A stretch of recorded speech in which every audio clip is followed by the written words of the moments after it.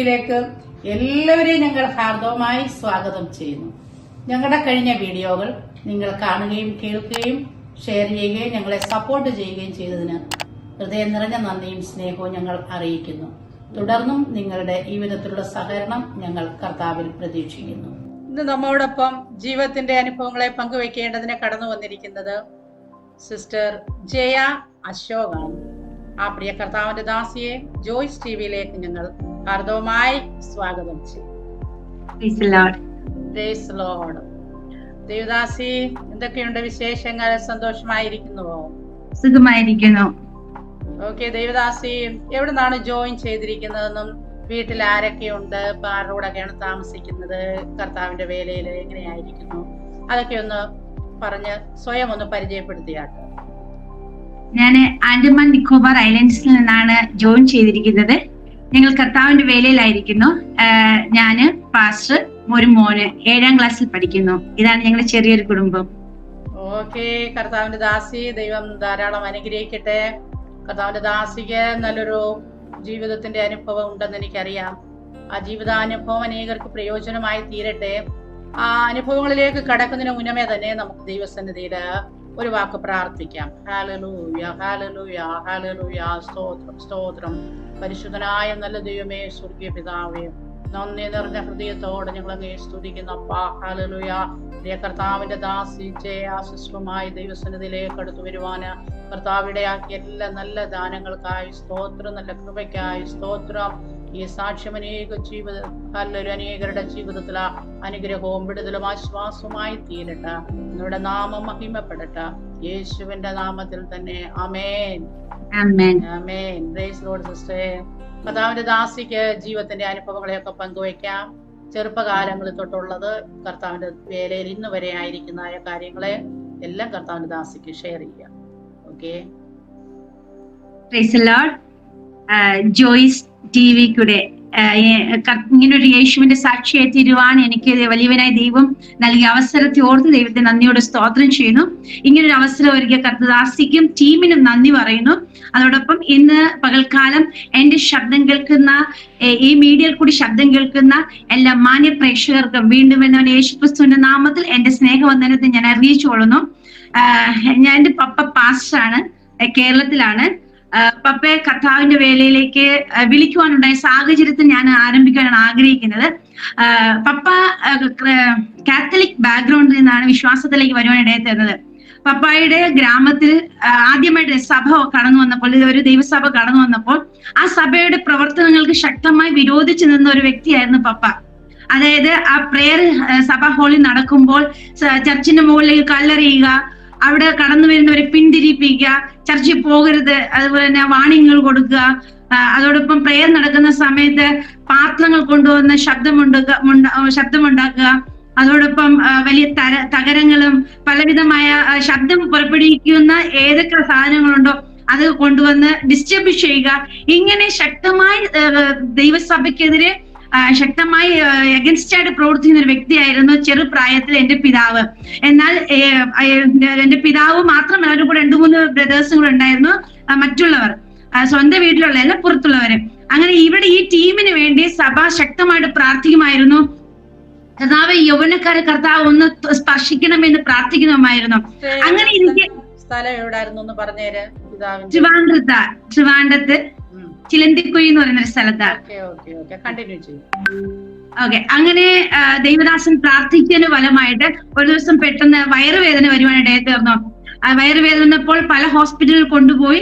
എന്നാൽ അവിടെ ഒന്നും പല മരുന്നുകൾ കഴിച്ചിട്ടും സൗഖ്യം വന്നില്ല, ഒരു മാറ്റവും വന്നില്ല. പിന്നെ അതിനുശേഷം മന്ത്രവാദികളുടെ അടുക്കിലേക്ക് പോയി പല രീതിയിൽ എന്തൊക്കെ ചെയ്യാൻ പറ്റുമോ എല്ലാം ചെയ്തിട്ട് ഒരു മാറ്റവും സംഭവിക്കാത്ത കാരണം അവസാനം ഒരു വ്യക്തി, ആ ചർച്ചയിൽ പോകുന്ന ഒരു വ്യക്തി ഒന്ന് പറഞ്ഞു, നിങ്ങൾ ചർച്ചിലേക്ക് ഒന്ന് പോയി ദേവദാസനെ കൊണ്ട് പ്രാർത്ഥിപ്പിച്ചാല് നിങ്ങൾക്ക് സൗഖ്യമാകുമെന്ന് പറയാനിടയെ തീർന്നു. അങ്ങനെ മനസ്സോടെ കടന്നു പോവുകയും ആ ദൈവദാസൻ പ്രാർത്ഥിക്കുന്ന സമയത്ത് തന്നെ വയറുവേദന പൂർണ്ണമായി മാറുകയും അങ്ങനെ ഈ യേശു ദൈവമാണെന്നും ശക്തി ഉണ്ടെന്ന് തിരിച്ചറിയുവാനിടയെ തീർന്നു. തുടർന്ന് ആ ദൈവദാസനോട് ചേർന്ന് ഒരു പ്രത്യേക അറ്റാച്ച്മെന്റ് ദൈവദാസനുമായി ഉണ്ടാവാനും ആ ദേവദാസനോട് ചേർന്ന് എല്ലാ മീറ്റിംഗും അറ്റൻഡ് ചെയ്യാനും തുടങ്ങി. അങ്ങനെ വചനം പഠിക്കാനിടയെ തീർന്നു. വചനം ദേവദാസനിൽ നിന്ന് കേട്ട് ഓരോ ദിവസം പഠിക്കുന്നതനുസരിച്ച് താൻ നിന്ന് പപ്പ ആയിരുന്ന കാത്തലിക് ബാക്ക്ഗ്രൗണ്ടിലെ പല വിശ്വാസങ്ങളും തെറ്റാണെന്നും ദൈവവചനം സത്യമാണെന്നും തിരിച്ചറിയുകയും അങ്ങനെ അത് വീട്ടിൽ പറയുകയും വീട്ടിൽ ശക്തമായ എതിർപ്പുണ്ടാകുകയും അങ്ങനെ വീട്ടിൽ നിന്ന് പുറത്താക്കുവാൻ ഇടയെ തീർന്നു. വിശ്വാസത്തിന്റെ പേരിൽ എന്റെ പപ്പായെ പുറത്താക്കി. അതിനുശേഷം ദൈവദാസനോട് ചേർന്ന് പ്രവർത്തിക്കുകയും സ്വന്തമായിട്ട് തന്നെ അധ്വാനിച്ച് ഒരു വീടും കുറച്ച് സ്ഥലമൊക്കെ മേടിച്ച് അങ്ങനെ ഇരുന്നതിന് ശേഷം വിവാഹം കഴിഞ്ഞു. 3 കുഞ്ഞുങ്ങളായ സമയത്ത് ഞാനാണ് ഏറ്റവും മൂത്തത്. അങ്ങനെ മൂന്ന് കുഞ്ഞുങ്ങളുണ്ടായിരുന്ന സമയത്ത് കർത്താവിന്റെ വേലയിൽ പൂർണ്ണമായിട്ട് ഇറങ്ങുവാൻ വേണ്ടി കർത്താവ് പറഞ്ഞു. എന്നാൽ പപ്പായുടെ ആഗ്രഹം വിദേശത്ത് പോകണമെന്നായിരുന്നു, നല്ല നിലയിൽ എത്തണം. കാരണം വീട്ടിൽ നിന്ന് ഇറക്കി വിട്ടത് കൊണ്ട് അവിടെ മുന്നേ നന്നായിട്ട് ജീവിക്കണമെന്ന് വളരെ ആഗ്രഹമായിരുന്നു. കാരണം വിദേശത്ത് പോലെ എല്ലാ ക്രമീകരണങ്ങളും ചെയ്തു. ദൈവം പറഞ്ഞു വിദേശത്തേക്കല്ല പോകേണ്ടത്, എന്റെ വേലയ്ക്ക് വേണ്ടി പോകണമെന്ന് ദൈവം ഒരു സ്ഥലം കാണിക്കും. അതായത് ട്രിവാൻഡ്രം ജില്ലയിൽ നെയ്യാർ ഡാമിന് അടുത്തുള്ള ഒരു സ്ഥലം കാണിച്ചു. അക്രൈസ്തവർ തിങ്ങിപ്പാർക്കുന്ന ഒരു സ്ഥലമാണ്. ആ സ്ഥലം കാണിക്കേണ്ടി തീർന്നു. പപ്പ പറഞ്ഞു, കർത്താവ് എനിക്ക് അവിടെ ആരെ അറിയത്തില്ല, പക്ഷെ ദൈവം വ്യക്തമായ ദർശനത്തിലൂടി പല പ്രാവശ്യം ഇടപെടാനിടയെ തീർന്നു. അങ്ങനെ വീണ്ടും ചില നാളുകൾ വെയിറ്റ് ചെയ്തു, വർഷങ്ങൾ കടന്നുപോയി. കർത്താവിന്റെ നിർബന്ധത്താൽ ആ സ്ഥലത്ത് ഒരു ചെറിയൊരു മിനി കൺവെൻഷൻ ലൊക്കേഷനിൽ നടത്തുവാനായിട്ട് തീർന്നു. ഹെൽപ്പ് ചെയ്യാൻ ആരുമില്ല. അവിടെ ഒരു ചെറിയ പന്തലിട്ട് കൺവെൻഷൻ സ്റ്റാർട്ട് ചെയ്തു. കൺവെൻഷന്റെ ഒടുവിൽ ഔട്ടർ കോളിംഗ് കൊടുക്കുന്ന സമയത്ത് ആരൊക്കെ യേശുവിൽ വിശ്വസിക്കുന്നു അവർ കൈവക്കാൻ പറഞ്ഞപ്പോൾ ഒരു പിതാവ് കൈവക്കുകയും അങ്ങനെ ഒരു വ്യക്തി അവിടെ രക്ഷിക്കപ്പെടുവാനായിട്ട് തീർന്നു. ആ വ്യക്തിയായിരുന്നു ആ സ്ഥലത്ത് ആദ്യത്തെ വിശ്വാസി. അങ്ങനെ അതിനുശേഷം ഞങ്ങൾ 5 കുഞ്ഞുങ്ങളാണ്. എന്റെ ഏറ്റവും ഇളയ ആങ്ങളേക്ക് ഏകദേശം 6-7 മാസമുള്ളപ്പോൾ പപ്പയ്ക്ക് ഉണ്ടായിരുന്ന സ്ഥലവും വീടും വിറ്റ് ദൈവം ദർശനം കാണിച്ച സ്ഥലത്തേക്ക് വരികയും അവിടെ ചെറിയൊരു അല്പ സ്ഥലം മേടിക്കുകയും സഭാ ഹാളിന് വേണ്ടി ബേസ്മെന്റ് ഇടുകയും ഞങ്ങൾ വാടക വീട്ടിൽ താമസിക്കുകയും ചെയ്യുമായിരുന്നു. അങ്ങനെ പ്രവർത്തനം മുന്നോട്ട് പോയി. അവിടെ വിശ്വാസികൾ ആരും തന്നെ ഇല്ല. അങ്ങനെ ഇരിക്കുമ്പോൾ പപ്പയുടെ അന്നത്തെ ശുശ്രൂഷ രീതി ഇങ്ങനെയായിരുന്നു. എല്ലാ വീടുകളും, ഏത് വീടൊന്നുമില്ല, എല്ലാ വീടുകളും കയറുക, സുവിശേഷം പറയുക, പ്രാർത്ഥിക്കുക. ഈ പ്രാർത്ഥിച്ചുകൊണ്ട് നിൽക്കുമ്പോൾ തന്നെ അനേക ഭൂതോളകം പ്രാർത്ഥിക്കുമ്പോൾ സൗഖ്യമാകും, രോഗികൾ സൗഖ്യമാകും.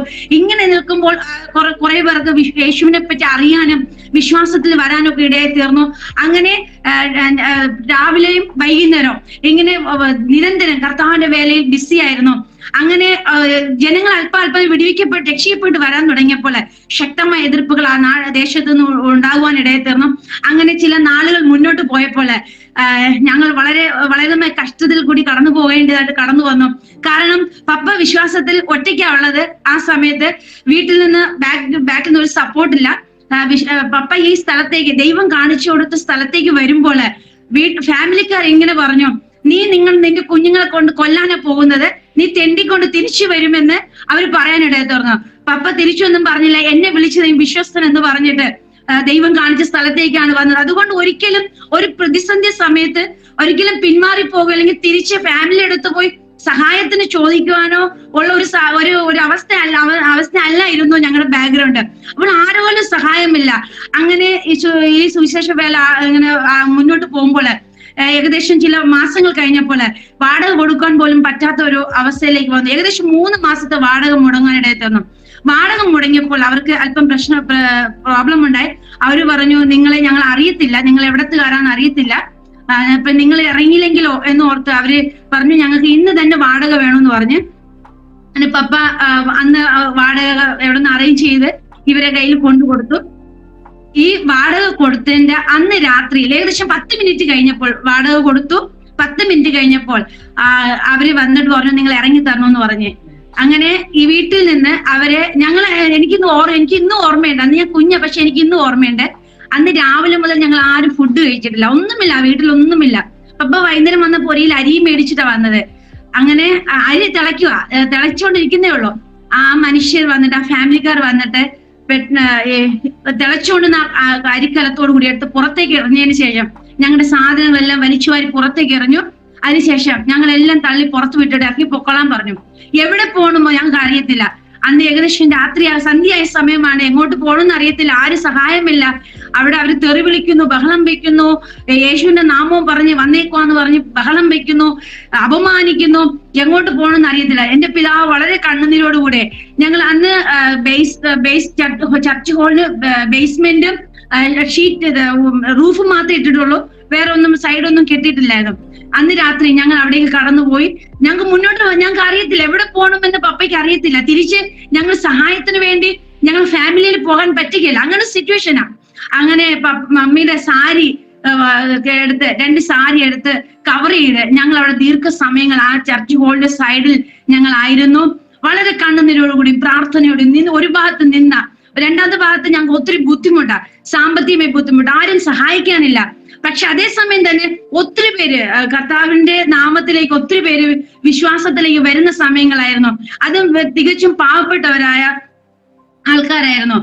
ആ ദേശത്തെ പറ്റി ഒന്ന് പറയാമെങ്കിൽ, ഒന്ന് അക്രൈസ്തവരാണ് അവരെ ചുറ്റുമായിരിക്കുന്നത്. രണ്ടാമത് ഒത്തിരി കുടുംബങ്ങൾ, എനിക്ക് 6-7 കുടുംബങ്ങളില് മദ്യപാനം വിൽക്കുന്ന വീടുകളായിരുന്നു. അപ്പൊ നമുക്ക് ഊഹിക്കാനുള്ളതേ അവിടുത്തെ ആ ദേശത്തിന്റെ അറ്റ്മോസ്ഫിയർ എങ്ങനെയായിരിക്കും. അതുപോലെ തെറ്റായ രീതിയിൽ ജീവിക്കുകയും സമാധാനമില്ലാത്ത ഒരു ദേശമായിരുന്നു. പ്രകാശം അല്പം പോലും ഇല്ലാത്ത ഒരു സ്ഥലമായിരുന്നു ഈ പപ്പയ്ക്ക് ദൈവം കൊടുത്ത ദർശനം കാണിച്ച സ്ഥലം. എന്നാൽ ആരംഭകാലങ്ങളിൽ ഒത്തിരി കഷ്ടപ്പാടുകളായിരുന്നു, ഒത്തിരി ബുദ്ധിമുട്ടുകൾ, പട്ടിണി, അതുപോലെ തന്നെ ആ വസ്ത്രത്തിനായാലും ആഹാരത്തിനായാലും വളരെ നന്നായി കഷ്ടത്തിൽ കൂടി കടന്നു പോകാനിടയിൽ തീർന്നു.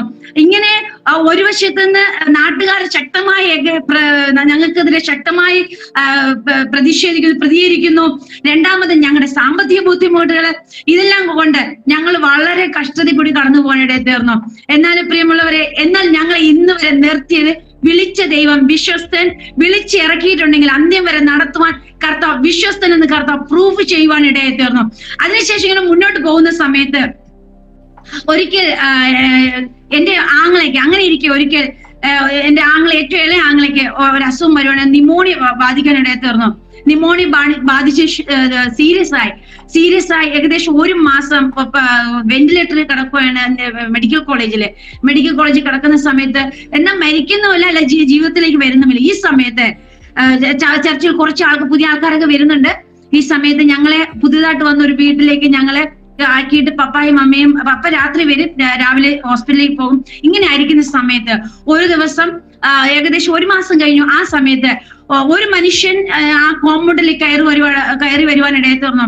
കയറി വന്നതിന് ശേഷം നല്ല ഹൈറ്റ് ഉണ്ട്, വെള്ള ഡ്രസ്സാ ഇട്ടേക്കുന്നത്, നല്ല ഹൈറ്റുള്ള നല്ല വെള്ള മനുഷ്യൻ കയറി വന്നിട്ടുണ്ട്. ഇവിടെ താമസിക്കുന്ന ഇവരെവിടെയാന്ന് ചോദിച്ചു. അന്നേരം പറഞ്ഞു അവരിതുപോലെ 1 മാസമായി ഹോസ്പിറ്റലിലായിരിക്കുന്നു എന്ന് പറഞ്ഞു. എന്നാൽ അദ്ദേഹം പറഞ്ഞു ഇത് രോഗമല്ല, ഇങ്ങനെ ഒരു ശബ്ദം പറഞ്ഞിട്ട് തിരിഞ്ഞു. അപ്പൊ ആ അമ്മച്ചി ചോദിച്ചു, നിങ്ങൾ ആരാ, എവിടുന്നാണ് വരുന്നതെന്ന് ചോദിക്കുന്ന മുന്നേ ഇദ്ദേഹം ഒന്ന് തിരിഞ്ഞു ഒരു ചുവട് മുന്നോട്ട് വെച്ച്, അതിനുശേഷം ഇദ്ദേഹത്തെ കാണാനില്ല. ഞങ്ങൾ അവിടെ ഓടി. ഇദ്ദേഹം എങ്ങോട്ട് പോയെന്ന് ഞങ്ങൾക്ക് അറിയത്തില്ല. ഇന്നും ഞങ്ങൾ വിശ്വസിക്കുന്നു ദൈവം തന്റെ ദൂതൻ അയച്ചു, ഞങ്ങൾ അവിടെ വിശ്വസിക്കുന്നു. പക്ഷെ പിറ്റേ ദിവസം ഡിസ്ചാർജ് ചെയ്തു, ഒരു കുഴപ്പമില്ലാതെ പപ്പായും മമ്മിയും കുഞ്ഞാങ്ങളെയും കൂടെ വീട്ടിലേക്ക് കടന്നു വരുവാനിടയായിരുന്നു. പ്രിയമുള്ളവരെ, പലപ്പോഴും നമ്മുടെ ജീവിതത്തില് പ്രതിസന്ധികൾ കടന്നു വരുമ്പോൾ, ആരും സഹായം ഇല്ലാതിരിക്കുമ്പോൾ നമുക്ക് വേണ്ടി ഇറങ്ങുന്ന ഒരു സ്വർഗമുണ്ട്. ഞാൻ പറഞ്ഞല്ലോ, ഞങ്ങളുടെ ചുറ്റുപാടും മദ്യം വിൽക്കുന്ന സ്ഥലമായിരുന്നു. അതുപോലെ ഒരു ഏകദേശം 100 മീറ്ററിനകത്തൊരു മദ്യഷാപ്പും ഉണ്ടായിരുന്നു. നിരന്തരം പ്രാർത്ഥിക്കുമായിരുന്നു, കാരണം ഒത്തിരി പേര് മദ്യപിക്കുവാൻ അവിടെ വരുമായിരുന്നു. അത് കഴിഞ്ഞ് പ്രശ്നങ്ങൾ, അവിടെ തന്നെ തെരുവിളിയും ബഹളവും. കാരണം ഞങ്ങൾക്ക് ഡിസ്റ്റർബൻസ്, അതുപോലെ തന്നെ ആ ദേശത്ത് സമാധാനമില്ലാത്ത അറ്റ്മോസ്ഫിയറാ. ദൈവസഭ ശക്തമായിട്ട് പ്രാർത്ഥിച്ചു, കർത്താവെ ഈ മദ്യം വിൽക്കുന്നത് ഇവിടെ ഒന്ന് സ്റ്റോപ്പ് ആകണമെന്ന്. അങ്ങനെ ഇരിക്കുമ്പോൾ ചില ദിവസങ്ങൾ കഴിഞ്ഞപ്പോൾ സർക്കാരിൽ നിന്ന് തന്നെ ഒരു ഓർഡർ വന്നു. ചർച്ചിന്റെ 100 മീറ്ററിനകത്തുള്ള എല്ലാ മദ്യം വിൽക്കുന്ന സ്ഥലങ്ങളും മദ്യശാലകളും അവിടുന്ന് മാറ്റണമെന്ന് കർശനമായ ഒരു ഓർഡർ വരികയും അവർ തന്നെ അതിനെ നീക്കുവാനിടയായി തീർന്നു. പ്രിയമുള്ളവർ, നമ്മുടെ ചെറിയ പ്രാർത്ഥന പോലും കേൾക്കുന്ന ഒരു ദൈവമുണ്ട്. നമ്മൾ വിഷമിക്കേണ്ട, നമ്മൾ സ്റ്റെപ്പ് എടുക്കേണ്ട, നാം മൗനമായി കർത്താവിന്റെ കരങ്ങളിൽ കൊടുക്കാമെങ്കിൽ കർത്താവ് നമുക്ക് വേണ്ടി അത്ഭുതങ്ങളെ പ്രവർത്തിക്കുക.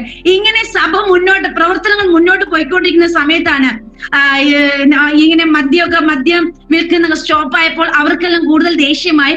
അപ്പൊ എങ്ങനെ ചർച്ചിനെ അവിടെ നിന്ന് തുടച്ചു മാറ്റണം, ഇവർ അമേരിക്കന്റെ പണം വരുത്താനാണ് ഇങ്ങനെ ചർച്ച ഉണ്ടാക്കിയിരിക്കുന്നത്, യേശുവിനെ കൊണ്ടുവന്നിരിക്കുക എന്ന് പറഞ്ഞു എന്നും തെരുവിളിയാ. അങ്ങനെ ഇരിക്കുക ഒരു ദിവസം ഒരു മദ്യപിച്ചൊരു അങ്കിള് സോഡ കുപ്പിയും പൊട്ടിച്ചുകൊണ്ട് ഞങ്ങൾ വീട്ടിന്റെ അടുക്കിലേക്ക് കയറി വന്നു. അതായത് ഗേറ്റ് കടന്ന് വീട്ടിന്റെ അടുക്കിലേക്ക് കയറി വന്നു. ഞങ്ങൾ ഈ തെരുവിളിക്കുന്ന ശബ്ദം കേട്ട് ഞങ്ങൾ പുറത്തേക്ക് ഇറങ്ങിയപ്പോൾ ഞങ്ങൾ കണ്ടത് ഈ അങ്കിള് ഒരു വലിയ സോഡ കുപ്പിയും കൊണ്ട്, ഞാൻ ഇപ്പൊ നിന്നെ കുത്തിക്കൊള്ളും, നീ ഇല്ലെങ്കിൽ ഇവിടെ ഇനി യേശുവിനെ പറ്റി പറയത്തില്ലല്ലോ എന്ന് പറഞ്ഞ് അദ്ദേഹം സോഡ കുപ്പിയും കൊണ്ട് നിൽക്കുകയാണ്. ഞങ്ങൾ പെട്ടെന്ന് ഞങ്ങൾ 7 പേരും കൂടെ ഞങ്ങളെ ഡോറിന്റെ അടുത്ത് വന്ന് നിൽക്കുമ്പോൾ ഈ മനുഷ്യൻ തെറി വിളിച്ചുകൊണ്ട് മുന്നോട്ട് വരികയാണ്. പെട്ടെന്ന് ഏകദേശം അദ്ദേഹം ഒരു കൈ ഓങ്ങിയാൽ ഞങ്ങൾ അടുത്തെത്തും. ആ സമയമായപ്പോൾ ഞങ്ങളുടെ മുന്നേ അദ്ദേഹത്തിന്റെ ഇടയിലായിട്ട് ഈ ഒരു വലിയ റൗണ്ടിന് എന്തോ വന്ന് കവർ ചെയ്തു. അദ്ദേഹം വീണ്ടും കൈ മുന്നോട്ടാക്കുന്നു, കൈ അനങ്ങുന്നില്ല. മുന്നോട്ട് കാലെടുത്ത് വെക്കാൻ നോക്കുന്നു, കാല് അനങ്ങുന്നില്ല. അദ്ദേഹം സ്റ്റക്കായി നിൽക്കുകയായിരുന്നു. നമ്മൾ ബൈബിളിൽ കാണുന്ന പോലെ ഇസ്രായേൽ ജനത്തിന്റെ മിസ്രൈമ്യർക്ക് ഇടയ്ക്ക് ദൈവം ഒരു ഡിഫറൻസ് വെച്ചതുപോലെ അദ്ദേഹത്തിന് കൈ ഓങ്ങാനും പറ്റുന്നില്ല, അദ്ദേഹത്തിന് കാല് മുന്നോട്ട് വെക്കാനും മുന്നോട്ട് നടക്കാനും പറ്റുന്നില്ല. അദ്ദേഹം തിരിഞ്ഞു നോക്കിയപ്പോൾ അദ്ദേഹത്തിന് ചലിക്കുന്നുണ്ട്. പക്ഷെ ഞാൻ ഇന്ന് വിശ്വസിക്കുന്നുണ്ട്, ഒരു ദൈവ പൈതലിനെ പ്രൊട്ടക്ട് ചെയ്യുവാൻ ഒരു അദൃശ്യക്കാരൻ അവിടെ കർത്താവ് ഇറങ്ങി വന്ന് ഞങ്ങളെ പ്രൊട്ടക്ട് ചെയ്ത് ഞങ്ങൾ ഇന്ന് വിശ്വസിക്കുന്നുണ്ട്. ഈ സംഭവമെല്ലാം ഞങ്ങളുടെ ജീവിതത്തിൽ വിശ്വാസം വർദ്ധിക്കുന്നതിന് കാരണമായി തീർന്നു. പക്ഷേ അദ്ദേഹം തിരിച്ചുപോയി, തെറി വിളിച്ചുകൊണ്ട് തിരിച്ചുപോയി. പക്ഷെ എന്തോ അദ്ദേഹത്തെ എന്തോ തൊടുവാനിടയിൽ തന്നു. പിറ്റേ ദിവസം അതേ സമയത്ത് അദ്ദേഹത്തിന്റെ ഒരു അയൽവാസി അദ്ദേഹത്തെ കുത്തിയതിനു ശേഷം അദ്ദേഹത്തിന്റെ വയറിൽ നിന്ന് കുടലൊക്കെ പുറത്തു വന്നു. അദ്ദേഹത്തെ പെട്ടെന്ന് ഹോസ്പിറ്റലിൽ കൊണ്ടുപോയി. പക്ഷെ അദ്ദേഹം ഒന്നും സംഭവിച്ചില്ല. ദൈവകൃപയാൽ ഇന്ന് അദ്ദേഹം രക്ഷിക്കപ്പെട്ട് കർത്താവിനെ ആരാധിക്കുന്നുണ്ട്. പ്രിയമുള്ളവരെ, പലപ്പോഴും പൗലോസ് ദൈവജനത്തിന് ശക്തമായിട്ട് എഗൻസ്റ്റ് ആയി തീർന്നിട്ടുണ്ട്. പക്ഷെ പൗലോസിനെ കൊണ്ട് പ്രസംഗിപ്പിച്ച ദൈവമാണ്. ആ മനുഷ്യൻ അന്ന് പപ്പയെ കുത്തുവാൻ വന്നു, പക്ഷെ ഇന്ന് കർത്താവിന്റെ നാമത്തെ അദ്ദേഹം ഉയർത്തുന്നു. എന്നെ കേൾക്കുന്ന പ്രിയമുള്ളവരെ, ആരൊക്കെയാണോ കർത്താവിന്റെ നാമത്തിന് വേണ്ടി എഗൻസ്റ്റ് ആയിട്ട് നിൽക്കുന്നത്, അവരെ കൊണ്ട് ഈ നാമം എടുപ്പിക്കുന്നവരാണ് നമ്മുടെ ദൈവം. ഹല്ലേലൂയ! നമ്മുടെ ദൈവം ജീവനുള്ള ദൈവമാണ്. അതോടൊപ്പം തന്നെ ഇതുപോലെ നൂറുകണക്കിന് അനുഭവങ്ങൾ എന്റെ ചെറുപ്രായത്തില് ഞാൻ കണ്ടു വളരുവാനായിട്ട് എത്തുന്നു. ഒരിക്കൽ ഒരു മനുഷ്യനെ മദ്യം കൊടുത്തതിന് ശേഷം ചർച്ചിൽ ആരാധന നടക്കുന്ന സമയത്ത് പപ്പയെ അടിക്കുവാനും ആരാധന അലക്ഷ്യമാക്കുവാനും വേണ്ടി പറഞ്ഞു വിട്ടു. എന്നാൽ ചർച്ച് ഹാളിലേക്ക് പ്രവേശിച്ചു. പുൽപ്പിറ്റിന്റെ അവിടേക്ക് അദ്ദേഹം കയറിയപ്പോൾ ഇദ്ദേഹത്തിന് സുബോധം വന്നു. ഇദ്ദേഹത്തിന് ആ മദ്യത്തിന്റെ ആ ലഹരി വിടുവാനും സുബോധം വരികയും ചെയ്തു. അദ്ദേഹം പറഞ്ഞു, എന്നെ ഇന്ന ആൾക്കാരെ ചേർന്ന് മദ്യം മേടിച്ചു തന്ന് പൈസയും തന്നിട്ട് പറഞ്ഞു, നിങ്ങൾ പോയി ഉപദേശി അടിച്ചിട്ട് വരാൻ പറഞ്ഞു. പക്ഷെ ഈ മനുഷ്യൻ ആലയത്തിനകത്ത് കയറിയോ മദ്യത്തിന് ലഹരി വിട്ടുപോയി. അദ്ദേഹം ആ പൈസ ഓഫറിങ് ഇടുകയും അന്ന് പ്രാർത്ഥിച്ച് വിടുകയും ചെയ്തു. അദ്ദേഹം സമാധാനത്തോടെ തിരിച്ചുപോയി. അതേ മനുഷ്യൻ ഒരാഴ്ച കഴിയുമ്പോൾ വീണ്ടും വന്നു. വീണ്ടും ഒരു ദിവസം ഞങ്ങള് ഈവനിങ്ങിൽ വിസിറ്റിംഗ് എല്ലാം കഴിഞ്ഞ് പപ്പായും മമ്മിയൊക്കെ ഏകദേശം നൈറ്റായി ഞങ്ങൾ ഡിന്നർ കഴിക്കുന്ന സമയമായപ്പോൾ അതേ മനുഷ്യൻ കടന്നു വരുവാനായി തീർന്നു. അതുപോലെ മദ്യപിച്ചിട്ട് അടിക്കാൻ വേണ്ടി വന്നതാ. പക്ഷെ ഞങ്ങൾ വീട്ടിനകത്തോട്ട് കയറി ഒരു സ്റ്റെപ്പ് തെറി വിളിച്ചുകൊണ്ട് വീട്ടിനകത്തേക്ക് കയറി. ഡോർ തുറന്നു കിടക്കുകയായിരുന്നു. കയറിയത് ഇദ്ദേഹത്തിന് സുബോധം വന്നപ്പോൾ അദ്ദേഹം പറഞ്ഞു, ഉപദേശം എനിക്ക് വിശക്കുന്നു, ഞാൻ നിങ്ങൾ അടിക്കാനാ വന്നത്, പക്ഷെ എനിക്ക് എന്താ അറിയത്തില്ല, എന്റെ മനസ്സിൽ എന്തോ ഒരു ബുദ്ധിമുട്ടാന്ന് പറയാനിടയിൽ തീർന്നു. പപ്പ അന്ന് ഞങ്ങൾ ആഹാരം കൊടുത്തു. പപ്പ തലയിൽ കൈവച്ച് പ്രാർത്ഥിച്ചു. അതിനുശേഷം ആ മനുഷ്യൻ അടിക്കാനാകട്ടെ ഞങ്ങളെ കാണുമ്പോൾ മാറിപ്പോകത്തേ ഉള്ളൂ. പ്രിയമുള്ളവരെ, നമുക്കെതിരെ എഴുന്നേൽക്കുന്നവനെ സ്പർശിക്കുന്ന ഒരു സ്വർഗമുണ്ട്. ഹല്ലേലൂയ! മദ്യപിച്ച് അവന് ലഹരിയില്ലാതെ അവന് സുബോധമില്ലാതെയാണ് ആലയത്തിനകത്ത് കയറിയത്, വീട്ടിനകത്തേക്ക് വന്നത്. പക്ഷെ അവിടേക്ക് വന്നപ്പോൾ അദ്ദേഹത്തിന്റെ ആ മദ്യത്തിലെ ലഹരി വിടുകയും അവർ സുബോധം വരുവാനിടത്ത്. നമ്മുടെ ദൈവമാരാ, സർവശക്തിമാനാ. അതോടൊപ്പം തന്നെ എനിക്ക് അതുപോലെ തന്നെ പല അനുഭവങ്ങള് ഞങ്ങളുടെ ജീവിതത്തിൽ കൂടെ ഞങ്ങൾ അനുഭവിച്ചിട്ടുണ്ട്. ഈ കഴിഞ്ഞിടയ്ക്ക് എനിക്ക് എന്റെ ഓർമ്മ ശരിയാണെങ്കിൽ ഒരു 3-4 വർഷത്തിന് മുന്നേ പപ്പ ഇതുപോലെ ഒരിടത്ത് വിസിറ്റിങ്ങിന് പോയിട്ട് സ്കൂട്ടർ റോഡ് സൈഡ് വെച്ചിട്ട് വിസിറ്റിങ്ങിന് പോകാനിടയിൽ തീർന്നു. പോയിട്ട് തിരിച്ചു വന്നപ്പോൾ കുറെ യൗവനക്കാർ ചേർന്ന് ആ സ്കൂട്ടറിനെ എടുത്ത് താഴെ അടിച്ച് അതിനെ തകർത്തു. പക്ഷെ പപ്പ ഞങ്ങളോട് ചോദിച്ചു, എന്ത് ചെയ്യണം? ഞങ്ങൾ പപ്പ ഒരു പ്രശ്നത്തിനും പോകണ്ട, കേസ് കൊടുക്കണ്ട, ഒന്നും ചെയ്യണ്ട, നമുക്ക് വേണ്ടി വാദിക്കുന്ന ഒരു ദൈവമുണ്ട്. അങ്ങനെ പപ്പ പ്രശ്നത്തിനും പോയില്ല. പക്ഷെ അവിടെയുള്ള ആൾക്കാർ ചേർന്ന് ഈ യങ്സ്റ്റേഴ്സ് അവരോട് പറഞ്ഞു, നിങ്ങൾ ഉപദേശിയുടെ വാഹനത്തിലെ നിങ്ങൾ തകർത്തത്, ഉപദേശിയോണ്ട് ക്ഷമിച്ചു, പക്ഷെ പോയി സോറി പറയാൻ പറഞ്ഞു. അവര് സോറി പറയുകയും അതിന്റെ കേടുപാടുകൾ തീർക്കുന്നതിന് വേണ്ടി അവർ അല്പം സഹായിക്കുകയും കൂടി ചെയ്തു. അവർ പറഞ്ഞു, പപ്പ പറഞ്ഞു വേണ്ട എങ്കിൽ അവര് അതിന്റെ നന്നാക്കുന്നതിന് അല്പം പൈസ തന്നിട്ട് പോയി. പക്ഷെ പ്രിയമുള്ള ഒരു പിറ്റേ ദിവസം ആരാണ് സ്കൂട്ടറിനെ പൊട്ടിക്കുകയും അതിനെ തറയിൽ അടിച്ച് അദ്ദേഹത്തിന്റെ കൈ ഒടിയുവാനിടയിൽ തീർന്നു. ഞാൻ കൈ ഒടിഞ്ഞ വലിയ കാര്യമെന്നല്ല പറയുന്നത്. നമ്മൾ എവിടെയാണോ മൗനമായിരിക്കുന്നത് അവിടെ ദൈവം നമുക്ക് വേണ്ടി ഇറങ്ങി വരും. നമ്മൾ പ്രതികരിക്കാൻ പോയി അവിടെ ദൈവം ഒന്നും ചെയ്യുകയില്ല. വചനം പറയുന്ന പോലെ നാം മിണ്ടാതിരിക്കുക. ചില മേഖലകളിൽ പലപ്പോഴും നമുക്ക് നീതി ലഭിക്കത്തില്ലായിരിക്കാം, നമ്മൾ ഒരുപക്ഷെ സമൂഹത്തിന് മുന്നിൽ അപമാനിക്കപ്പെട്ടേക്കാം. പക്ഷേ നാം ദൈവത്തിന്റെ ശബ്ദത്തിന് വേണ്ടി കാതോർക്കാമെങ്കിൽ ദൈവം നമുക്കൊണ്ട് തക്ക സമയത്ത് ഇറങ്ങി വരുവാൻ ഇടയത്തീരും. വചനം പറയുന്നു, എന്റെ അഭിഷേകത്തിനെ തൊടുന്നവൻ കർത്താവിന്റെ കണ്ണിന്റെ കൃഷ്ണമണിയെ തൊടുന്ന. അതുകൊണ്ട് പ്രിയമുള്ളവരെ, നാം ദൈവത്തിന് നിൽക്കുകയാണെങ്കിൽ നമുക്ക് വരുന്ന പ്രശ്നങ്ങൾ നമ്മുടെ പ്രശ്നമല്ല, അത് കർത്താവിന്റെ പ്രശ്നങ്ങളാണ്. ഇതുപോലെ പറയാനാണെങ്കിൽ ഞങ്ങൾക്ക് ഒത്തിരി അനുഭവങ്ങളുണ്ട്. ഒരിക്കൽ റോഡിൽ വെച്ച് പപ്പായി കുത്താൻ വന്നു ഒരു മനുഷ്യൻ, പക്ഷെ കുത്തുകൊള്ളാൻ ദൈവം അനുവദിച്ചില്ല, പപ്പ മാറിക്കളഞ്ഞു. ഇങ്ങനെ പലവിധമായ പ്രശ്നങ്ങള് കൂടെ ഞങ്ങൾ ചെറുപ്രായം മുതൽ കണ്ടു വളർന്നതാ. പക്ഷെ ഒരു ദിവസം കുറച്ച് ആൾക്കാർ ചേർന്ന് ഒരു ഗുമായി നമ്മളൊരു 10 എന്ന സ്ഥലത്ത് അടിക്കാൻ വേണ്ടിയിരുന്നോ. ഈ പോകുമ്പോ ഈ ഉപദേശി അടിക്കണമെന്ന്. പക്ഷെ ആ സ്ഥലം, ആ ഒരു ടേണിംഗ് പോയിന്റ്, ആ സ്ഥലത്തെത്തിയപ്പോൾ ഇവിടെ കണ്ണിന് കർത്താവ് മറച്ചു. പപ്പ അവിടുന്ന് പാറായി, അവിടുന്ന് മാറി അത് കുറച്ച് ദൂരം കഴിഞ്ഞപ്പോഴാണ് ഈ മനുഷ്യർ അയ്യോ ഉപദേശി കടന്നുപോയല്ലോ എന്ന്. പ്രിയമുള്ളവരെ, ഇത് പക്ഷെ ആ സമയത്ത് പപ്പായ്ക്ക് അറിയത്തില്ല, ഇവരിങ്ങനെ അടിക്കാൻ പതിയിരിക്കുവാണെന്നൊക്കെ പപ്പായ്ക്ക് അറിയത്തില്ല. പക്ഷേ ദൈവദാസന്മാർ വന്ന് പല ഡേറ്റ് ഇട്ട് ദൈവദാസന്മാർ പറയും, ഇന്ന വ്യക്തികള്, ആൾക്കാരുടെ പേര് സഹിതം ഇന്ന ആൾക്കാര് ദൈവദാസനെ വകവരുത്താൻ വേണ്ടി ഇരുന്നിട്ട് ഞാൻ അവരുടെ കണ്ണിനെ മറച്ചതെന്ന്. പ്രിയമുള്ളവരെ, അതേ ഇരുന്ന വ്യക്തികളെ ഞങ്ങളോട് പറഞ്ഞിട്ടുണ്ട്, ഞങ്ങളുടെ ജീവിതം ഇങ്ങനെയൊക്കെ സംഭവിച്ചിട്ടുണ്ട്. നമ്മുടെ ദൈവം ആരാ? സർവശക്തിമാൻ. നമ്മുടെ ദൈവം ഇന്നും ജീവിക്കുന്നുണ്ട്. ഉടയവനായ ദൈവം, ആകാശത്തെയും ഭൂമിയെ ഉണ്ടാക്കിയ ദൈവം. ഇപ്പോഴും പപ്പായൊക്കെ അവിടെ തന്നെയാണോ? അതെ, അവിടെ തന്നെയാ. ദൈവകൃപയാൽ ഇന്ന് അവിടെ തന്നെയാ. അങ്ങനെ എന്റെ ചെറുപ്രായം മുതൽ ഇങ്ങനെയുള്ള മിറക്കിളുകൾ കണ്ടാണ് ഞങ്ങൾ വളർന്നത്. അതുപോലെ തന്നെ ഒരിക്കൽ ഞങ്ങൾ പറഞ്ഞല്ലോ വീട് വാടകയ്ക്ക് താമസിച്ചിരുന്നത്. ആ വീട്ടിലെ ഉടമസ്ഥൻ അവര് നിരന്തരം ഇങ്ങനെ ചർച്ചിനെതിരെ ശക്തമായി തെറി വിളിക്കുമായിരുന്നു. ഒരു ദിവസം അദ്ദേഹം, ഞങ്ങൾ ചർച്ചിൽ ഓൾ നൈറ്റ് പ്രയർ നടക്കുമായിരുന്നു, ഐ തിങ്ക് December 31 നടക്കുന്ന സമയത്ത് അദ്ദേഹം തെറി വിളിക്കുവാണ്, ശബ്ദം കൂടുതലാന്ന് പറഞ്ഞ് തെറി വിളിക്കുക. അപ്പൊ ഞങ്ങൾ സൈലന്റ് ആയി പ്രാർത്ഥന, ഞങ്ങൾ കരം കോർത്ത് പ്രാർത്ഥിക്കുന്നു. അതുപോലെ ഞങ്ങൾക്ക് ബുദ്ധിമുട്ടായിരുന്നു അദ്ദേഹം തെറി വിളിക്കുന്നത്. യേശുവിന്റെ നാമത്തെയും പപ്പായെയും ഞങ്ങൾ എല്ലാവരും തെറി വിളിക്കുമ്പോൾ ഞങ്ങളെ പപ്പായും മമ്മി കണ്ണുനീരോട്, കാരണം നിരന്തരം പ്രശ്നങ്ങളാണ്. നിരന്തരം ഇങ്ങനെ ആ സഭ ചർച്ചിനെ ഇല്ലായ്മ ചെയ്ത് കളയുന്നതിന് വേണ്ടി നിരന്തരമായ പ്രശ്നങ്ങളാ. അങ്ങനെ ഞങ്ങളെല്ലാവരും കരം കോർത്ത് പ്രാർത്ഥിക്കുമ്പോൾ മമ്മി ഒരു ദർശനം കണ്ടത് 2 സ്വർഗദൂതന്മാർ ആ കോമ്പൗണ്ടിലേക്ക് ഇറങ്ങുന്നതായിട്ട് ഒരു ദർശനം കണ്ടു. മമ്മി ഞങ്ങളോട് പറഞ്ഞ്, നമ്മൾ വിഷമിക്കണ്ട, ദൈവം നമുക്ക് വേണ്ടി ദൂതനെ അയച്ചേക്കാണ്, വിഷമിക്കണ്ടെന്ന് പറഞ്ഞു. അങ്ങനെ ഏകദേശം 12:30 1 മണിയായപ്പോ പ്രേയർ ക്ലോസ് ചെയ്ത് പിന്നെ ഞങ്ങൾ റെസ്റ്റ് എടുക്കാൻ പോയി. ഏകദേശം ആ അങ്കിളും 11 മണിക്ക് ശേഷം അങ്കിളിന്റെ ശബ്ദമൊന്നും പിന്നെ വന്നില്ല, അവരും ഉറങ്ങി എന്നാണ് ഞങ്ങൾ വിശ്വസിക്കുന്നത്. ഏകദേശം 5 മണിയായപ്പോൾ ആ അങ്കിള്, എന്റെ വൈഫ് രാവിലെ പുറത്തിറങ്ങി ആ ഞങ്ങളെ ചർച്ചിന്റെ ഭാഗത്തേക്കുള്ള ഡോർ തുറന്നപ്പോൾ ആ ആന്റി കണ്ട കാഴ്ച, ഞങ്ങളെ കോമ്പൗണ്ട് വാളിൽ കൂടെ 2 പോലീസുകാർ പുറകില് തോക്ക് വെച്ചിട്ടുണ്ട്, കയ്യിൽ 2 വാളും വെച്ച് അങ്ങോട്ടും ഇങ്ങോട്ടും ഉലാവുന്ന ഒരു കാഴ്ച തന്റെ കണ്ണുകൊണ്ട് കാണുകയും ഓൺ ദ സ്പോട്ട് ആ വ്യക്തി പാകലായി തീർന്നു. അതായത് എന്താ പറയാ, ഭ്രാന്തനായിത്തീർന്നു, മാനസിക രോഗിയായിത്തീർന്നു. ഓൺ ദ സ്പോട്ടില് അദ്ദേഹം ആ ആന്റിയുടെ നിലവിളി കേട്ട്, അല്ലെങ്കിൽ ഇവിടെ ഉപദേശിച്ച് 2 പോലീസുകാരെ വാളും കൊടുത്ത് നിർത്തിയേക്കുവാന്ന് പറഞ്ഞ് അവരുടെ നിലവിളി കേട്ട് തന്റെ ഭർത്താവ് പുറത്തു വന്നപ്പോൾ അങ്കിള് നോക്കിയപ്പോൾ അവിടെ ഒന്നും കണ്ടില്ല. വീണ്ടും ആന്റി നോക്കുമ്പോൾ 2 പോലീസുകാർ അങ്ങോട്ടും ഇങ്ങോട്ട് ഞങ്ങളുടെ ചർച്ച് മതിലിന്റെ പുറത്തൂടെ നടക്കുവാണ്. അത് ഒരു ദിവസമല്ല, ഒത്തിരി നാൾ ആ സ്വർഗദൂതൻ അവിടെ ഉണ്ടായിരുന്നു.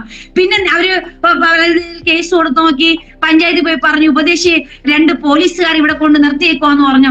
പക്ഷെ അവരൊന്ന് നോക്കുമ്പോൾ ഒന്നുമില്ല. അപ്പൊ അവർക്ക് മനസ്സിലായി ഇവർക്ക് മാനസികമായി വിഭ്രാന്തിയാണെന്ന് അവർക്ക് മനസ്സിലാകുകയും അവർ കുറെ ട്രീറ്റ്മെന്റ് ഒക്കെ ചെയ്തു. പക്ഷെ എന്റെ ഓർമ്മ ശരിയാണെങ്കിലും അവര് ഇന്ന് ലോകത്തിലില്ല. പക്ഷെ ആ ആന്റി മരിക്കുന്നവർ അങ്ങനെ തന്നെയാണ്. പക്ഷെ എന്താ സംഭവിച്ചെന്നറിയോ, പിന്നീട് ദിവസങ്ങൾ എല്ലാ ദിവസവും രാവിലെ ഉച്ചയ്ക്കും വൈകുന്നേരം ഈ സ്വർഗദൂതന്മാർക്ക് ആഹാരം, നല്ല ശ്രേഷ്ഠമായ ആഹാരം ആ ആന്റി കൊണ്ടുവയ്ക്കും. നല്ല ബ്രേക്ക്ഫാസ്റ്റിന്റെ സമയത്ത് ബ്രേക്ക്ഫാസ്റ്റ് കൊണ്ടുവയ്ക്കും, 10 മിനിറ്റ് കഴിയുമ്പോൾ അത് എടുത്തോണ്ട് പോകും, ഉച്ചയ്ക്ക് ആഹാരം കൊണ്ടുപോകും. കാരണം അവര് രാത്രിയും പകലും ഒരുപോലെ ഇങ്ങനെ നിൽക്കുമല്ലേ എന്ന് ഓർത്തിട്ട്. പ്രിയമുള്ളവരെ, വചനം പറയുന്നു, മനുഷ്യനെ എവിടെ നിസ്സഹായരായി തീരുമോ അവിടെ ദൈവം തന്റെ സൈന്യത്തെ ഇറക്കി ദൈവം അവിടെ രക്ഷിക്കുക തന്നെ ചെയ്യും. പലപ്പോഴും നമ്മൾ ബൈബിളിൽ കാണുന്നു, അല്ലെങ്കിൽ പലയിടത്തും നമ്മൾ കേൾക്കുന്നുണ്ട്. എന്നാൽ ഇത് ഞങ്ങളുടെ അനുഭവമാണ്. ഞങ്ങളുടെ കണ്ണുകൊണ്ട് കണ്ടിട്ടുണ്ട് ദൈവത്തിന്റെ പ്രൊട്ടക്ഷൻ ഓരോ നിമിഷവും ഞങ്ങൾ അനുഭവിച്ചിട്ടുണ്ട് കർത്താവ് എങ്ങനെയാണ് നടത്തുന്നതെന്ന്.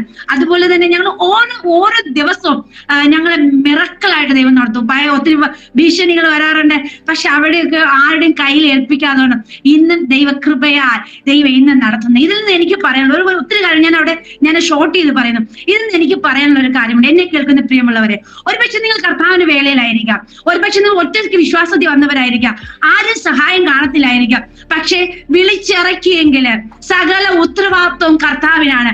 നമ്മുടെ ഉത്തരവാദിത്വം കർത്താവിനാണെങ്കിൽ അന്ത്യം വരെ നടത്തുവാൻ വിശ്വസ്തനാണ്. ദൈവം അറിയാതെ നമ്മുടെ ഒരു മുടി പോലും താഴെ വീഴുകയില്ല എന്ന് ഞാൻ ഇന്നും സാക്ഷിയാണ്. ഇതിന്റെ ഒരു സൈഡ് മാത്രമേ ഉള്ളൂ, ഒരു ഭാഗം മാത്രമേ ഉള്ളൂ. ഇനി മറുഭാഗം പറയുകയാണെങ്കിൽ, ഒരു സ്ഥലത്ത് നിന്ന് മാനുഷ്യമായ പ്രശ്നങ്ങള്, രണ്ടാമത് അവിടെ നിന്ന് ഒത്തിരി പേര് മന്ത്രവാദങ്ങൾ ചെയ്യാൻ തുടങ്ങി. ഞങ്ങൾ പലപ്പോഴും ഉറക്കം എഴുന്നേറ്റ് വരുമ്പോൾ ഞങ്ങളെ വീടിന്റെ ഫ്രണ്ടില് പലപ്പോഴും പൂജിച്ചിരുന്ന സാധനങ്ങള്, പൂക്കളാകട്ടെ, പല സാധനങ്ങളും മിക്കവാറും ബ്ലഡ്, പല സാധനങ്ങളും ഞങ്ങൾ കാണും. പക്ഷെ ഞങ്ങൾക്ക് ഇന്ന് വരെ ഒരു പോറൽ പോലും പറ്റിയിട്ടില്ല.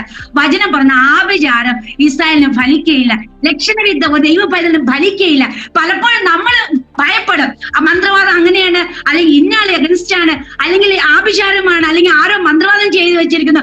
പ്രിയമുള്ള ഒരു ദൈവ പൈതലിനെ മന്ത്രവാദത്തിനോ ആഭിചാരത്തിനോ തകർത്ത് കളയുവാൻ കഴിയുകയില്ല. ഒരിക്കൽ അവിടെ ഒരു ഫാമിലി പറഞ്ഞു, ഞാൻ ഇന്ന് നിങ്ങൾ 7 പേരിൽ ഒരാളുടെ ജഡം ഇന്ന് ഇവിടെ നിന്ന് എടുക്കൂന്ന് പറഞ്ഞു. എന്ന് വെച്ചാൽ ഒരാൾ മരിക്കുമെന്ന് എന്ന് ചലഞ്ച് ചെയ്ത് അവര് ഈ പൊങ്കാല ഇടാൻ പോയി. ഞങ്ങൾക്ക് പൊങ്കാല എന്താണെന്ന് അറിയത്തില്ല, കാരണം ഞങ്ങളുടെ ആ സ്ഥലത്തൊന്നും ഇങ്ങനെ അക്രൈസ്തവരല്ലാത്തതുകൊണ്ട് ഞങ്ങൾ ആ ശബ്ദമൊന്നും അധികം അറിയത്തില്ലായിരുന്നു. അവർ ഞങ്ങൾ ഇന്ന് 7 ചട്ടി പൊങ്കാല ഇടും, ഞങ്ങൾ ഇന്ന് കാണിച്ചു തരാം, ഞങ്ങളുടെ ദേവന്റെ ശക്തി എന്താന്ന് കാണിച്ചു തരാന്ന് പറഞ്ഞു. അപ്പോഴേ ഞങ്ങൾ ഇതെല്ലാം കേട്ടോണ്ട് നിന്നു. എന്നാൽ ഞങ്ങൾ സ്കൂളിൽ പോയി തിരിച്ചു വന്നു രാത്രിയായ സമയത്ത്, ഏകദേശം 12-1 മണിയായ സമയത്ത് ഒരു കൂട്ടം ആൾക്കാരുടെ ശബ്ദം കേൾക്കുന്നു. ഞങ്ങൾക്ക് മനസ്സിലായില്ല. പപ്പായും മമ്മിയും പുറത്തിറങ്ങിയപ്പോൾ ഞങ്ങളുടെ ചർച്ചിന്റെ കുറച്ച് അപ്പുറത്തൊരു വഴിയുണ്ട്, ആ വഴി കൂടെ ഒരു കൂട്ടം ആൾക്കാർ മുകളിലേക്ക് കയറി പോകുന്നു. പിറ്റേ ദിവസം ആരാണോ ചലഞ്ച് ചെയ്ത് പറഞ്ഞിട്ട് പോയത്, അദ്ദേഹത്തിന്റെ വൈഫ് വന്നിട്ട് പറയുന്നു, ഉപദേശി ഞങ്ങളോട് ക്ഷമിക്കണം, ഞാൻ ക്ഷമ ചോദിക്കാനാ വന്നത്. ഇന്നലെ ഞങ്ങള് പൊങ്കാല ഇട്ടിട്ട് ഭഗവാന്റെ അനുഗ്രഹത്തിന് വേണ്ടി നിൽക്കുമ്പോൾ ഭഗവാൻ ഞങ്ങളെ അടിച്ചു. അപ്പൊ ഇതെന്തുകൊണ്ട് സംഭവിച്ചു എന്ന് പറഞ്ഞപ്പോൾ ഞങ്ങളടുത്ത് പൂജ ചെയ്യുന്ന ആള് പറഞ്ഞു, നിങ്ങൾ പോയി ഉപദേശിയോട് പോയി ക്ഷമ ചോദിച്ചാൽ നിങ്ങളുടെ ഹസ്ബൻഡ് സൗഖ്യം വരും. ഈ രാത്രി കേട്ട ശബ്ദം ഇദ്ദേഹം പൊങ്കാലയ്ക്ക് പോയ അദ്ദേഹത്തിന്റെ കുടുംബനാഥനെ കുറെ പേര് ചേർന്ന് എടുത്തുകൊണ്ട് പോയ ശബ്ദമായിരുന്നു കേട്ടത്. പ്രിയമുള്ളവരെ, നമ്മൾ ആരുടെ ദൈവമക്കളാ? നമ്മൾ സർവശക്തന്റെ മക്കളാ. ഒരു പൊങ്കാലയ്ക്കോ അല്ലെങ്കിൽ ഒരു ശക്തിക്കോ അല്ലെങ്കിൽ ഒന്നിനും ഒരു ദൈവത്തെ തകർക്കുവാൻ കഴിയത്തില്ല. വചനം പറഞ്ഞ അല്പം അവിടെ പ്രശ്നമില്ലെന്നല്ല, അല്പമായ പ്രശ്നങ്ങൾ നമ്മുടെ ജീവിതത്തിൽ വലിയ സാക്ഷ്യങ്ങൾക്ക് കാരണമായി തീർന്നു. പ്രിയമുള്ളവരെ, നമ്മൾ എന്തിനെ ഭയപ്പെടുന്നത്? നമ്മൾ ഭയപ്പെടുന്നത് കർത്താവ് ജീവനുള്ള ദൈവത്തെ ഭയപ്പെടുന്നത്, അല്ലാതെ മനുഷ്യരല്ല ഭയപ്പെടേണ്ടത്. നാം കർത്താവിനെ ഭയപ്പെടുകയാണെങ്കിൽ ഓരോ നിമിഷം നടക്കേണ്ടുന്ന വഴി കർത്താവ് ഞങ്ങളെ നടത്തുവാനിടയിൽ തരും. ഇങ്ങനെ ഞാൻ പറഞ്ഞില്ലേ, ഇതിന്റെ ഒരു ഭാഗം ഒരു വശമാണ്. അതുകൊണ്ട് എന്റെ തലമുറ എടുത്ത് 2 പ്രാവശ്യം ബ്ലാക്ക് മാജിക് ചെയ്തു, എന്ന് വെച്ചാൽ മാനസിക രോഗിയായി തീരുന്നതിന് വേണ്ടി. പക്ഷെ ദൈവകൃപയാലെ ഇന്നും കർത്താവിന്റെ കൃപയാൽ ഞാൻ ജീവിച്ചിരിക്കുന്നു, എനിക്ക് ഒന്നും പറ്റിയില്ല. പക്ഷെ ചെയ്തവരുടെ ജീവിതം എല്ലാം ഒരു വല്ലാത്ത അവസ്ഥയിലേക്ക് പോകാനിടയിൽ തീർന്നു. അതുകൊണ്ടാ പറഞ്ഞത്, ഒരു ആഭിചാരത്തിനോ മന്ത്രവാദത്തിനോ ഓരോ ദൈവ പൈതലിന്റെ തലമുടിയെ പോലും തൊടുവാൻ കഴിയത്തില്ല എന്ന് എന്റെ അനുഭവത്തിൽ നിന്ന് പറയാൻ പറ്റും. നമ്മൾ വായിക്കുന്ന വെറും കഥയല്ല, നമ്മൾ കേൾക്കുന്ന ജീവനുള്ള വചനമാണ്. വചനത്തിൽ പറയുന്നുണ്ട്, ദൈവത്തിന്റെ മക്കൾ ദൈവത്തിന്റെ ഉള്ളം കരത്തിൽ ആയിരിക്കുന്നത്. നമുക്കെതിരെ ആര് എന്ത് ചെയ്താലും നമ്മുടെ ശരീരത്തെ നമ്മുടെ അടുക്കൽ പോലും നമ്മൾ വരികയില്ല. വചനം പറയുന്നു, ബാധ നിന്റെ കൂടാരത്തിന് അടുക്കയില്ല നിശ്ചയം. അതെന്റെ ഒരു വർഷമല്ല, ഒത്തിരി നാളുകൾ എന്റെ ജീവിതത്തിൽ ഞാൻ അനുഭവിച്ച കാര്യമാണ്. സിസ്റ്ററിന്റെ ജീവിതത്തിൽ എന്തുവാ ബ്ലാക്ക് മാജിക് മുഖാന്തരം എന്തുവായിരുന്നു മാനസികമായിട്ട്? അല്ല, എന്റെ മുടിയെടുത്ത് മന്ത്രവാദം ചെയ്തായിരുന്നു അവര്. എങ്ങനെ? അതൊന്ന് പറയാൻ പറ്റുമെങ്കിൽ പറഞ്ഞാട്ടോ. അതായത് എന്റെ മുടിയെടുത്ത് ഇവര് മന്ത്രവാദിയുടെ അടുത്ത് കൊണ്ടുപോയി വിവാഹത്തിന് മുന്നേ വിവാഹത്തിന് മുന്നേ. പക്ഷെ എനിക്ക് ഒന്നും സംഭവിച്ചില്ല. പക്ഷെ ആ കുടുംബത്തില് മാനസിക രോഗിയായി തീർന്ന ഒരാള്. ഞാൻ പറഞ്ഞതിന്റെ അർത്ഥം ഇതാണ്, നമ്മെ തൊടുവാൻ ആർക്കും കഴിയത്തില്ല. ഹല്ലേലൂയ. ഇനി എന്റെ ചെറുപ്രായത്തിൽ 3ാമത്തെ ഭാഗത്തേക്ക് വന്നു കഴിഞ്ഞാല് ഞങ്ങൾക്കറിയാം, ഞാൻ ആദ്യമേ പറഞ്ഞു, ഞങ്ങളെ സഹായിപ്പാൻ പലപ്പോഴും ആരും ഞങ്ങൾ അടുക്കളയ്ക്ക് വരത്തില്ല. കാരണം പലർക്കും പേടിയാ. കാരണം അവരെ ഞങ്ങളോടൊപ്പം നിന്ന് കഴിഞ്ഞാൽ അവർ ഒറ്റപ്പെട്ടു പോകേണ്ടി വരും. കാരണം ഞങ്ങൾ ആ ദേശക്കാരല്ലാത്തത് കൊണ്ട് ഇപ്പൊ അവിടെയുള്ള ആരെങ്കിലും വന്ന് ഞങ്ങൾ പബ്ലിക്കിൽ വന്ന് സഹായിച്ചു കഴിഞ്ഞാൽ അവർക്കും പ്രശ്നം അഭിമുഖീകരിക്കണം എന്ന് പറഞ്ഞാൽ ആരും ഹെൽപ്പ് ചെയ്യാൻ വരത്തില്ല, ആരും സഹായമില്ല. ഇപ്പം പലപ്പോഴും ഞങ്ങൾ സാമ്പത്തിക വിഷയങ്ങളാകട്ടെ, ആഹാര കാര്യങ്ങളാകട്ടെ, പലപ്പോഴും ഞങ്ങൾ വളരെ കഷ്ടം അനുഭവിച്ചിട്ടുണ്ട്. പ്രത്യേകിച്ച് എനിക്ക് 1-2 അനുഭവങ്ങൾ ഒത്തിരി പറയാനുള്ള 1-2 അനുഭവം പറയാൻ ആഗ്രഹിക്കുന്നു. ഞാൻ കുഞ്ഞായിരിക്കുമ്പോൾ ഞങ്ങൾ 7 പേരാ, ഞങ്ങൾക്കറിയാം ഒത്തിരി ഡ്രസ്സൊക്കെ കാണും. പലപ്പോഴും ഒരു ദിവസം 3 ദിവസമായി ഡ്രസ്സ് ഇറക്കിയിട്ട് സോപ്പില്ല, കാരണം ഒരു പൈസ കയ്യിലില്ല, ഈ സോപ്പില്ല. ഈ സമയത്ത് മമ്മി കിണറിന്റെ അടുക്കലേക്ക് പോയിട്ട് ഏലിയാവിന് വേണ്ടി കാക്ക അയച്ച്, കർത്താവ് ഏലിയാവിന് ആവശ്യം ആഹാരമായിരുന്നു, കർത്താവ് ഇന്ന് എനിക്ക് ആവശ്യം സോപ്പ എന്ന് പറഞ്ഞ് കരഞ്ഞ് പ്രാർത്ഥിച്ചു കഴിയുമ്പോൾ ഞങ്ങളും കണ്ടിട്ടുണ്ട് കാക്ക അലക്ക് സോപ്പുമായിട്ട് എത്തിയിട്ടുണ്ട്. നമ്മളെ ബൈബിൾ മാത്രമല്ല, ഇന്നും ദൈവം അയക്കാൻ ശക്തനാണ്. അതുപോലെ 3 പ്രാവശ്യം അലക്ക് സോപ്പും കൊണ്ടുവന്ന് വലിയൊരു കട്ട ഒരു സോപ്പ് കൊത്തി എടുത്തോണ്ട് ഇടന്ന് വന്ന് അവിടെ തുണിയിൽ പുറത്തിട്ടിട്ട് കാക്ക പറന്നുപോയി. അതുപോലെ 3 പ്രാവശ്യം കുളിക്കുന്ന സോപ്പ് കൊണ്ടുവന്നിട്ടുണ്ട്. ഇത് കഥയല്ല, ഇത് ഞങ്ങളുടെ അനുഭവമാണ്. ഞങ്ങളെ സഹായിപ്പാൻ ഒരു മനുഷ്യനില്ല, ബന്ധുക്കളില്ല, ചാർച്ചക്കാരില്ല, ഞങ്ങളെ മനസ്സിലാക്കാൻ ആരുമില്ല. പക്ഷെ ഞങ്ങൾക്ക് വേണ്ടി സ്വർഗം കാക്ക അയക്കേണ്ടടുത്ത് കാക്ക അയച്ചു, ദൂതൻ അയക്കേണ്ടത് ദൂതൻ അയച്ചു, ദൈവം ഇറങ്ങേണ്ടത് ദൈവം ഇറങ്ങി വന്നു.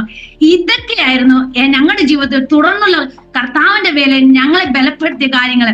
ഈ ലോകത്ത് സഹായത്തിന് ആരുമില്ല എങ്കിലും മനുഷ്യരെ നോക്കാതെ വണ്ണം ദൈവത്തെങ്കിലേക്ക് നോക്കുവാൻ കാരണമായത് ഞങ്ങൾ ചെറുപ്രായത്തിൽ കണ്ടുവന്ന ഇങ്ങനെയുള്ള അനുഭവങ്ങളായിരുന്നു. അതിനുശേഷം അതുപോലെ തന്നെ ആഹാര കാര്യമായിരുന്നാലും പലപ്പോഴും വീട്ടിൽ ആഹാരത്തിന് ഭയങ്കര ബുദ്ധിമുട്ടായിരുന്നു. കാരണം പലപ്പോഴും ആ സ്ഥലം എന്ന് നമുക്കറിയാം, ഇന്നേക്ക് വർഷം മുന്നേ സുവിശേഷ വേല എങ്ങനെയായിരുന്നു എന്ന് നമുക്ക് ഇന്നത്തെ പോലെ സാഹചര്യങ്ങളൊന്നും ഇല്ലാത്ത കാലഘട്ടമാണ്. വളരെ കഷ്ടപ്പാടാ, കാരണം ആ സാമ്പത്തികമായിട്ടായാലും പല രീതിയിലും ആരും സഹായിപ്പാനില്ല. ആഹാരം കഴിക്കുന്ന സമയമാകുമ്പോൾ അടുത്തുള്ള കുറേവരൊക്കെ വരും, അതുപോലെ ചിലപ്പം ചർച്ചയുള്ള ആരെങ്കിലൊക്കെ കാണും. അപ്പൊ ഞങ്ങൾക്കൊന്നും ആഹാരം കാണും, ഞങ്ങൾ തീരെ ക്ഷീണിച്ച് മെലിഞ്ഞിരിക്കുവായിരുന്നു. പലപ്പോഴും ഞങ്ങൾക്കൊന്നും അധികം ഒന്നും കാണത്തില്ല. ഇപ്പൊ നാട്ടുകാരിങ്ങനെ പപ്പയും മമ്മിയൊക്കെ പോകുമ്പോ വിളിച്ചു പറയും, അപ്പനും അമ്മയും കഴിച്ചു നടക്കും, മക്കളെ പട്ടിണിക്കിടും എന്ന് പറയും. കാരണം അതുപോലെ ഞങ്ങൾ 5 പേര് ക്ഷീണിച്ചിരിക്കുകയാണ്.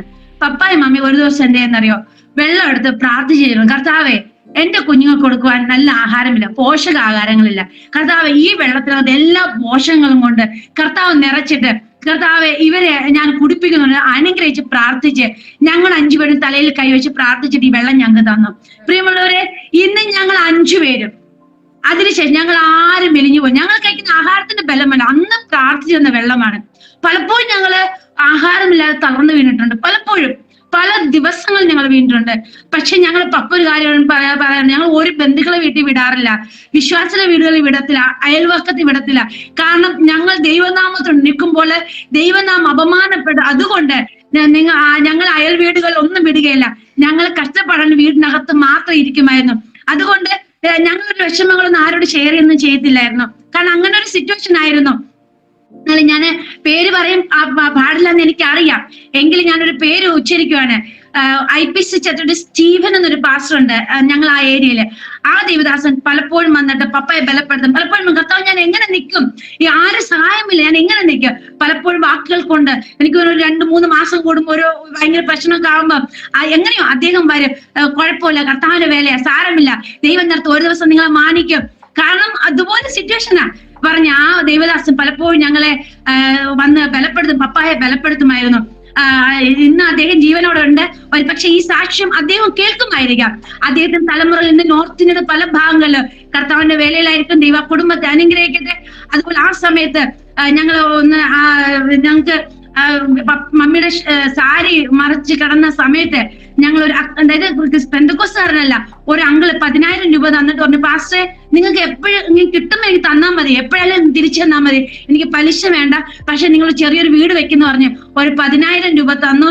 ആ അങ്കിള് തന്നത് കാരണം ഒരു ചെറിയൊരു വീട് വെച്ച് ഞങ്ങൾ അവിടെ നിന്ന് അങ്ങോട്ട് ഷിഫ്റ്റ് ചെയ്തു. ആ കോമ്പൗണ്ടിൽ തന്നെ ചർച്ചോട് ചേർന്ന് ഒരു ചെറിയൊരു വീട് വെച്ചാണ് മാറുന്നുണ്ട്. ഇങ്ങനെ ഞങ്ങൾ അന്ന് ദൈവം സഹായിച്ച ചിലരുണ്ട്, അവരൊക്കെ ദൈവം അനുഗ്രഹിക്കുക. ഞാൻ പറഞ്ഞതിന്റെ താല്പര്യം, നമ്മൾ ഓരോ കഷ്ടതയില് കർത്താവിന്റെ നാമത്തെ ചൊല്ലി വരുമ്പോൾ അതിന് ഉത്തരവാദിത്വ കർത്താവാ. ഞാൻ അതിന്റെ ഇപ്പൊ ഒത്തിരി പ്ലസ് കാര്യങ്ങളുണ്ട്. അതിനുശേഷം പലപ്പോഴും ആഹാര കാര്യങ്ങൾ വരുമ്പോൾ ഒരിക്കൽ ഞങ്ങൾ വീട്ടിൽ ഒന്നുമില്ല. അതെനിക്ക് തോന്നുന്നു ഭയങ്കര ബുദ്ധിമുട്ടാ. ആ സമയത്ത് ഞാൻ ഇച്ചിരി വീക്കായിരുന്നു. ഞാൻ എന്റെ ടെസ്റ്റിമണി ഞാൻ എന്റെ ഭാഗത്തേക്കും ഞാൻ പറയാം. അപ്പൊ ഞാൻ പെട്ടെന്ന് വീക്കായി പോകും. ആ സമയത്ത് ഞാൻ തളർന്നു കിടക്കുക. വീട്ടിലൊന്നുമില്ല. മമ്മി എന്ത് ചെയ്യുന്ന ഞങ്ങൾ 5 കുഞ്ഞുങ്ങളെ റൂമിലേക്ക് കയറ്റിയതിനു ശേഷം മക്കൾ നമുക്ക് ഒരുമിച്ച് പ്രാർത്ഥിക്കാന്ന് പറഞ്ഞു. ഞങ്ങൾ 5 പേര് കരം കോർത്തു കരഞ്ഞു പ്രാർത്ഥിച്ചു. കർത്താവേ, രാവിലെ കുഞ്ഞുങ്ങൾക്ക് കൊടുക്കാനൊന്നുമില്ല, രാത്രി അവർ ശരിക്കും ആഹാരം കഴിച്ചിട്ടില്ല. ഇത് ഇപ്പൊ ഏകദേശം 11-12 മണി ആകാൻ പോകുന്നു. ഒന്നുമില്ല, ഒരു സാധനം വീടിനകത്തില്ല. കർത്താവേ, ഏലിയാവിന് വേണ്ടി അത്ഭുതങ്ങളെ പ്രവർത്തിച്ച ദൈവം എന്റെ കുഞ്ഞുങ്ങൾക്ക് വേണ്ടി ദൈവം മിറക്കിൾ ചെയ്യണം, അത്ഭുതങ്ങളെ ചെയ്യണം, ഇവരുടെ വിശ്വാസം വർദ്ധിപ്പിക്കണം. ഞങ്ങൾക്ക് സഹിക്കാം, പക്ഷെ ഈ കുഞ്ഞുങ്ങള് കർത്താവ് തളർന്നു കിടക്കുന്നു കർത്താവെ എന്ന് പറഞ്ഞ് ഞങ്ങൾ 5 പേരെയും കയറും പിടിച്ച് പ്രാർത്ഥിച്ചിട്ട് മമ്മി പെട്ടെന്ന് എഴുന്നേറ്റ് പോയി അടുപ്പിൽ പോയി തീ എത്തിച്ചു, വെള്ളം വെച്ചിട്ട് വീണ്ടും ഇന്ന് പ്രാർത്ഥിക്കുവാണ്. ഒരു 5 മിനിറ്റ് കഴിഞ്ഞത് ഒരു ഡോറിൽ വന്ന് ആരോ വന്ന് കൊട്ടിയപ്പം ചെന്ന് നോക്കിയപ്പോ ഒരു ആന്റി ഒരു മാസത്തെ സാധനവുമായിട്ട് നിൽക്കുവാണ്. ബ്രേക്ക്ഫാസ്റ്റും അതോടൊപ്പം തന്നെ സാധനമായിട്ട് നിൽക്കുവാണ്. ഞങ്ങൾ ചോദിച്ചു, നിങ്ങൾ എന്താ ഈ സമയത്ത് ഡ്യൂട്ടിക്ക് പോയില്ല? ആ ആന്റി പറഞ്ഞത്, ഞാൻ ജോലിക്ക് പോകുന്ന സമയത്ത് ആരോ എന്റെ അകത്ത് പറഞ്ഞു, ഉപദേശിച്ചില്ലേ വീട്ടിൽ വേഗം സാധനം മേടിച്ചുകൊണ്ട് പോകുന്നത്. ഞാൻ തിരിച്ചു വന്ന് സാധനം മേടിച്ച് തിരിയുന്ന സമയത്ത് പറഞ്ഞ് സാധനം മാത്രമല്ല അവർക്ക് ബ്രേക്ക്ഫാസ്റ്റിനുള്ള കാര്യങ്ങളും കൂടെ കൊണ്ടുപോകാൻ പറഞ്ഞു. അങ്ങനെ ഞാൻ ബ്രേക്ക്ഫാസ്റ്റും അതുപോലെ തന്നെ സാധനമായിട്ട് വന്നിരിക്കുകയാണ്. ഇതുപോലെ പല അനുഭവങ്ങളും ഞങ്ങളുടെ ജീവിതത്തിലുണ്ട്. പലപ്പോഴും ഏലിയാവിന്റെ ദൈവം അക്ഷരാർത്ഥത്തിൽ ഞങ്ങൾക്ക് വേണ്ടി വളരെ അത്ഭുതങ്ങളെ ചെയ്തത് ഞങ്ങൾക്കറിയാം. പ്രിയമുള്ളവരെ, നമ്മുടെ ജീവിതം കർത്താവാണ് ദേശത്ത് അയച്ചുവെങ്കിൽ ദൈവം നിർത്തുവാൻ ശക്തനാണ്. ഞങ്ങൾ ഒരിക്കൽ വാടക വീട്ടിൽ നിന്ന് ഇറക്കി വിട്ടെന്ന് പറഞ്ഞില്ലേ, പക്ഷെ എന്റെ വ്യക്തിപരമായിട്ട് ഞാൻ സുവിശേഷ വേലയുമായിട്ട് നോർത്തുകൊണ്ട് പല സ്ഥലങ്ങളിലായിരുന്നു. ദൈവകൃപയാൽ എന്റെ ഒന്നും കൊണ്ടല്ല, ദൈവം വിശ്വസ്തനായത് കൊണ്ടായിരിക്കും ഒരു പക്ഷെ ഇന്ന് വരെ ഒരു വാടക വീട്ടിൽ കിടക്കാൻ ദൈവം അനുവദിച്ചിട്ടില്ല. ഞങ്ങൾ അറിയുന്നില്ല. ഞങ്ങളെ പോയ സ്ഥലങ്ങളിൽ ഞങ്ങൾ ഒരു പ്രത്യേക സംഘടനയിലല്ല, ഞങ്ങൾ അറിയാത്തവരാ പലരും. പക്ഷെ ഇന്ന് വരെ ദൈവം ശ്രേഷ്ഠകരമായിട്ട് ഞങ്ങൾ പോയിടത്തെല്ലാം ഞങ്ങൾ ശ്രേഷ്ഠകരമായിട്ട് ദൈവം കാത്തു സൂക്ഷിച്ചു. ഒരിക്കൽ കർത്താവിന് വേണ്ടി വീട്ടിൽ നിന്ന് ഇറക്കി വിട്ടുവെങ്കിൽ ദൈവം തന്റെ മക്കളെ പുലർത്തുവാൻ ദൈവം വിശ്വസ്തനാണ്. ഇങ്ങനെ ഇരിക്കുമ്പോൾ എന്റെ മനസ്സിന് വ്യക്തിപരമായ എന്റെ ഒരു ആഗ്രഹമാണ്, എനിക്ക് ജോലി ചെയ്യണം, പപ്പായെ സഹായിക്കണം, സുവിശേഷ വേലയെ ഒന്ന് സഹായിക്കണം എന്നത് എന്റെ മനസ്സിലൊരു ആഗ്രഹം. ഞാൻ കർത്താവിന് വേല ചെയ്യത്തില്ല, കാരണം എന്ന് നിരന്തര പ്രശ്നം, രണ്ടാമത് അപമാനം, നിന്ദ, പിന്നെ അതുപോലെ തന്നെ ഭീഷണികള്. അതിനെക്കാട്ടും നല്ലതല്ലേ ജോലിയോട് കൂടി ചെയ്യണം. ഇങ്ങനെയൊന്നും അനുഭവിക്കണ്ടല്ലോ. ജനനം മുതൽ ഇത് മാത്രം അനുഭവിച്ചു വന്നു, ആരും സഹായമില്ല. ഇപ്പൊ ഇത് ഇങ്ങനെ ആയപ്പോ എന്റെ മനസ്സിൽ ആഗ്രഹം പപ്പയൊന്ന് സഹായിക്കണമെന്ന്. ഇങ്ങനെ ഇരിക്കുന്ന സമയത്താണ് ഞാൻ ഏകദേശം 10ാം ക്ലാസ്സിൽ പഠിക്കുന്ന സമയത്ത് ഒരു ദിവസം ഞാന് PR ബില്യ ഹൈസ്കൂൾ എന്ന് പറയും, കാട്ടാക്കട എന്ന് പറഞ്ഞ സ്ഥലത്ത് ഒരു ഏകദിന മീറ്റിംഗ് ഉണ്ടായിരുന്നു. അവിടെ പ്രസംഗിക്കാൻ വന്നത് M. പൗലോസ് രാമേശ്വരത്ത് എന്നുള്ള ദേവദാസനാണ് കടന്നു വന്നത്. അദ്ദേഹത്തിന്റെ ഫസ്റ്റ് സെക്ഷൻ കഴിഞ്ഞു, അത് കോമൺ മീറ്റിംഗ് ആയിരുന്നു. രണ്ടാമത്തെ സെക്ഷൻ യങ്സ്റ്റേഴ്സിന് വേണ്ടിയുള്ള മീറ്റിംഗ് ആയിരുന്നു. ആ മീറ്റിംഗിൽ നടക്കുന്ന സമയത്ത് ലാസ്റ്റ് ഔട്ടർ കോളിംഗ് കൊടുക്കുന്ന സമയത്ത് അദ്ദേഹം ഇങ്ങനെ പറഞ്ഞു, ഞാൻ അങ്ങനെ ഉറച്ച തീരുമാനമാണ്, ഞാൻ സുവിശേഷ വേലയ്ക്ക് പോകത്തില്ല, ഞാൻ ജോലി ചെയ്ത് ദൈവദാസന്മാരെ സഹായിക്കും, കർത്താവിന്റെ വേലയെ സഹായിക്കും, അതായിരുന്നു എന്റെ തീരുമാനം.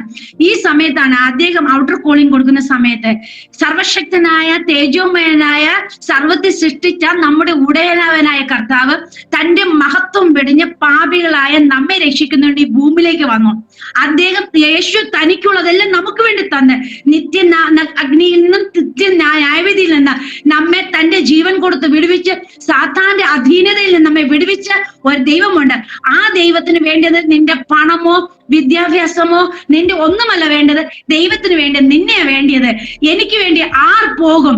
യേശുവിനെ അറിയാതെ പാപത്തിൽ കൂടെ നരകത്തിലേക്ക് പോകുന്ന കോടി ജനങ്ങളുണ്ട്. അവരെ രക്ഷിക്കുവാൻ ആർ പോകും? ഈ ഒരു വിളിയുടെ മുൻപ് ഈ ശബ്ദം കേട്ടത് എന്റെ അകത്തേക്ക്, നെഞ്ചിനകത്തേക്ക് എന്തോ ഒരു ശക്തി വന്നു. ഞാൻ പറയും, എന്റെ കർത്താവ്, ഞാൻ പോകാൻ തയ്യാറാ.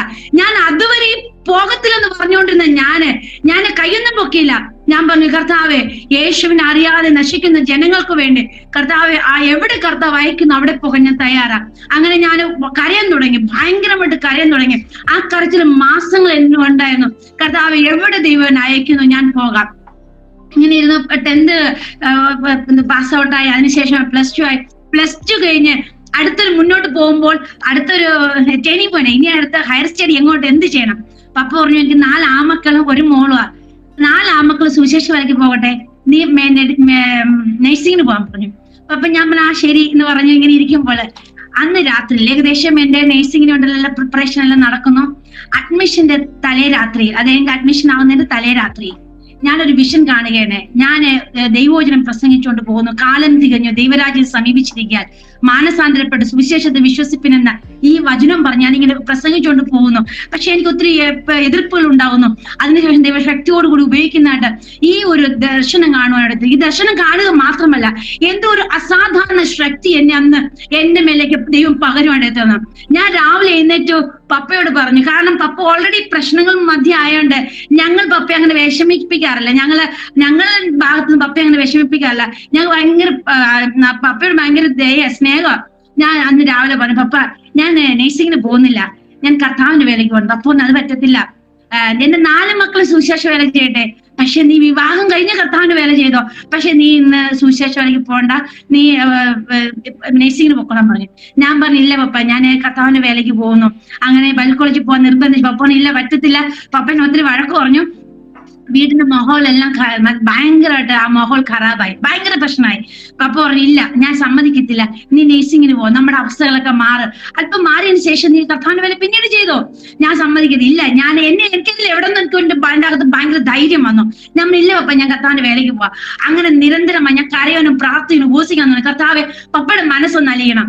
ഞാനിങ്ങനെ പപ്പയോട് പറഞ്ഞു, പപ്പ എന്നെ കർത്താവാണ് വിളിച്ചെങ്കിൽ എന്റെ കാര്യം പപ്പ നോക്കണ്ട, ദൈവം എന്റെ കാര്യം നോക്കിക്കൊള്ളുമ്പോൾ ഞാൻ പപ്പയുടെ മുഖത്ത് നോക്കി പറഞ്ഞു, പപ്പ എന്റെ കാര്യം നോക്കണ്ടെന്ന് പറഞ്ഞു. ഇത് പറഞ്ഞ് പപ്പയ്ക്ക് മനസ്സിലായി ഞാൻ എന്റെ തീരുമാനം പിന്നോട്ടില്ല എന്ന് കണ്ടപ്പോൾ പപ്പ പറഞ്ഞു, എന്നാ പിന്നെ ശരി, നീ പൊക്കോളാൻ പറഞ്ഞു. അങ്ങനെ എന്നെ പപ്പ ബൈബിൾ കോളേജിലേക്ക് കൊണ്ടുപോയി. ഞാൻ ഈ ബൈബിൾ കോളേജിൽ പോകുന്നതിന് മുന്നേ എന്റെ ഒരു ജനന സമയത്ത് നടന്നൊരു സംഭവം കൂടി ഞാൻ ഷെയർ ചെയ്യാം. ഞാൻ ജനിക്കുമ്പോൾ എനിക്കൊരു എൽഡർ ബ്രദർ ഉണ്ടായിരുന്നു. ജനിച്ചു 9ാമത്തെ ദിവസം മരിച്ചു പോകാൻ എടുത്തിരുന്നു. എന്തോ ജനന സമയത്ത് എന്തോ ഇഷ്യൂ ആയിരുന്നു, അങ്ങനെ മരിച്ചു പോകാൻ എടുത്തിരുന്നു. അപ്പൊ അതിനുശേഷം പെട്ടെന്ന് ഞാൻ എന്നെ പ്രഗ്നന്റ് ആയപ്പോൾ ഡോക്ടർ അബോർഷൻ ചെയ്യാനുള്ള ഗുളിക കൊടുത്തു. പക്ഷെ അബോർഷൻ ആയില്ല. അപ്പൊ ഡോക്ടർ പറഞ്ഞു, ജനിക്കുന്ന കുഞ്ഞിന് ഒന്നിൽ അംഗവൈകല്യം ഉണ്ടാവും, അല്ലെങ്കിൽ പിന്നെ ആ കുഞ്ഞ് അബ്നോർമൽ ആയ ഒരു കുഞ്ഞായിരിക്കും. പക്ഷെ നിങ്ങള് എന്താണെന്നറിയില്ല, 2 പ്രാവശ്യം ഗുളിക കൊടുത്ത് അബോർഷൻ ആയില്ല. പല നോക്കിയിട്ടൊന്നും സംഭവിച്ചില്ല. മമ്മി പറഞ്ഞു, കർത്താവ് എനിക്കൊരു കുഞ്ഞിനെ തന്നെ, ഏത് കുഞ്ഞിനെ തന്നാലും, ആൺകുഞ്ഞാലും പെൺകുഞ്ഞാലും, ഇത് കർത്താവിന്റെ വേലയ്ക്കുള്ളതെന്ന് മമ്മി വയറിൽ കൈവച്ചിട്ട് അന്ന് പറഞ്ഞു. ജനിച്ചവൻ പെൺകുഞ്ഞാ. ജനിച്ചു കഴിഞ്ഞപ്പോ ഡോക്ടർ പറഞ്ഞു, ഈ കുഞ്ഞ് 3 വയസ്സ് വരെ മാക്സിമം ജീവിച്ചിരിക്കത്തുള്ളൂ. അതുപോലെ ശാരീരികമായ ബലഹീനതയായിരുന്നു. 9ാമത്തെ മാസം ആയപ്പോൾ ഞാന് ഒരു ജ്വരം വന്ന്, അന്നത്തെ കാലഘട്ടത്തിൽ ശരിക്കും ട്രീറ്റ്മെന്റ് ഒന്നുമില്ല, അന്ന് ജ്വരം വന്ന് ഞാൻ ഏകദേശം ഞാൻ ബോഡിയെല്ലാം നിശ്ചലമായി. പപ്പ കയ്യിലെടുത്ത് വെച്ചിട്ട് പ്രാർത്ഥിച്ചു, കർത്താവ് എന്റെ മൂത്ത കുഞ്ഞ് പോയി, എന്റെ ഈ കുഞ്ഞിനെ എനിക്ക് കർത്താവ് തരണേന്ന് കണ്ണുനോട് പ്രാർത്ഥിച്ചപ്പോൾ പെട്ടെന്ന് ഒരു വിറക്കി പെട്ടെന്ന് ജീവിതത്തിൽ തിരിച്ചു വരാനായി തീർന്നു. അതുപോലെ 2.5 വയസ്സായപ്പോൾ അത് ഇതുപോലെ തന്നെ എന്റെ കൃഷ്ണമണിയെല്ലാം സ്റ്റോപ്പായി, ഞാൻ നിശ്ചലമായി. അതുപോലെ ഞാൻ മരണത്തോട് എക്ദം കടന്നുപോയി. അന്നേരം മണിക്കൂറുകൾ കഴിഞ്ഞു ഒരു ദൈവദാസൻ വന്ന് പ്രാർത്ഥിച്ച് എന്റെ ജീവിതം തിരിച്ചു വരാനായി തീർന്നു. ഞാൻ അതിൽ നിന്നുപോലെ 9ാമത്തെ വയസ്സിൽ അതുപോലെ എനിക്ക് സംഭവിക്കാനായി തീർന്നു. പക്ഷെ എനിക്കറിയാം, മരണം എന്ന് പറഞ്ഞാൽ എനിക്കറിയാം, നമ്മുടെ അകത്തുള്ള ആ ശക്തി പൂർണ്ണമായിട്ട് നമ്മൾ ഡൗൺ ആയി പോകുകയും പിന്നെ നമ്മുടെ ശരീരത്തിന് ചലനശേഷിയെല്ലാം നഷ്ടപ്പെട്ട് നമുക്ക് സംസാരിക്കുന്നുണ്ടാവും, പക്ഷെ നമ്മൾ അകത്തുനിന്ന് ഒന്നും ശക്തി വരത്തില്ല. അങ്ങനെ ക്രമേണ പോകുന്ന, പക്ഷെ നമ്മുടെ അകത്തൊരു പ്രത്യാശ ഉണ്ടാവും. ഇതാണ് എന്റെ മരണ സമയത്ത് ഞാൻ അനുഭവിച്ച ഒരു അനുഭവം. മരണത്തെ മുഖാമുഖം കണ്ടിട്ടുണ്ട്. പക്ഷെ എനിക്ക് ഇതെന്ന് പറയാനുള്ള ഒരു കാര്യമുള്ള, ദൈവത്തിന് ഒരുവനെ പറ്റി ഒരു പദ്ധതി ഉണ്ടെങ്കിൽ മരണത്തിനാകട്ടെ സാഹചര്യങ്ങൾക്കാകട്ടെ അവനെ തകർത്ത് കളയാൻ കഴിയത്തില്ല. എത്ര മരണകരമായത് മരണമെന്ന് പിടിച്ചെന്ന് പറഞ്ഞാല് അവനെ ഒന്നിനും തകർത്ത് കളയാൻ കഴിയത്തില്ല. ഞാൻ ആ 2.5 വയസ്സുള്ളപ്പോൾ മരിച്ചു പോയിരുന്നെങ്കിൽ മണ്ണോട് ഞാൻ അമർന്നു പോയനെ. പക്ഷെ ഞാൻ ഇന്ന് ജീവനോടിരിക്കുന്ന ദൈവത്തിന് എന്നെ പറ്റി പദ്ധതിയുണ്ട്.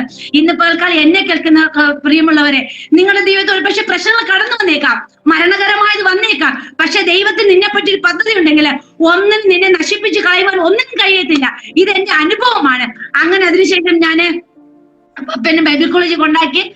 ഞാൻ പറഞ്ഞില്ല എന്റെ കാര്യം ഒന്നും നോക്കണ്ടെന്ന്. പപ്പ എന്റെ കയ്യിൽ 20 രൂപ കയ്യിൽ തന്നിട്ട്, പപ്പ ഞാൻ പഠിച്ചത് എറണാകുളത്താണ്, പപ്പ തന്നേച്ച് പപ്പ തിരിച്ചുപോയി.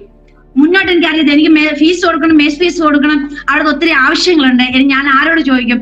എനിക്ക് സഹായിക്കാൻ ആരുമില്ല. പക്ഷെ എനിക്കറിയാം, ഞാൻ പ്രാർത്ഥിക്കും. അങ്ങനെ അറിയത്തില്ലെങ്കിൽ പക്ഷെ ഞാൻ വീട്ടിൽ കണ്ട അനുഭവങ്ങള്, ഈ ദൈവം മിറക്കൽ ചെയ്തതെല്ലാം പറഞ്ഞു പറഞ്ഞ് കരയാൻ തുടങ്ങി. കർത്താവ് അവിടെ ദൂതൻ അയച്ചില്ലേ, കർത്താവ് അവിടെ അത്ഭുതം ചെയ്തില്ലേ, കാക്ക അയച്ചില്ലേ, ആ ദൈവം എനിക്കും ചെയ്യാൻ കഴിയില്ലെന്ന് ഞാൻ ഇങ്ങനെ കരയും. അപ്പൊ ചിലപ്പോൾ എനിക്ക് അസൈൻമെന്റ് എഴുതാൻ പേപ്പർ ആവശ്യമുണ്ട്, പേന ആവശ്യമുണ്ട്, എന്റെ കയ്യിൽ ഒന്നുമില്ല. ഞാൻ പറയും, കർത്താവ് അങ്ങനെ വേലയ്ക്ക് വേണ്ടി അങ്ങനെ എന്നെ വിളിച്ചത് എന്നിങ്ങനെ ഞാനിങ്ങനെ കരയും. കരയുമ്പോൾ കരയാനേ അറിയത്തുള്ളൂ, ഇങ്ങനെ പറഞ്ഞ് കരയും. കരയുമ്പത്തിന് പ്രിയമുള്ളവരെ, ഞാൻ പലപ്പോഴും കണ്ടത്, ഞാൻ കരഞ്ഞിട്ട് ഉറങ്ങും. രാവിലെ ആകുമ്പോൾ എന്റെ ബൈബിളിന്റെ പുറത്ത് ഒരു ബണ്ടിൽ പേപ്പർ, പേന, എനിക്ക് ആവശ്യമുള്ള കാര്യങ്ങളെല്ലാം അവിടെ ഇരിക്കും. എനിക്ക് അറിയത്തില്ല ആരാ വെക്കുന്നതെന്ന് അറിയത്തില്ല.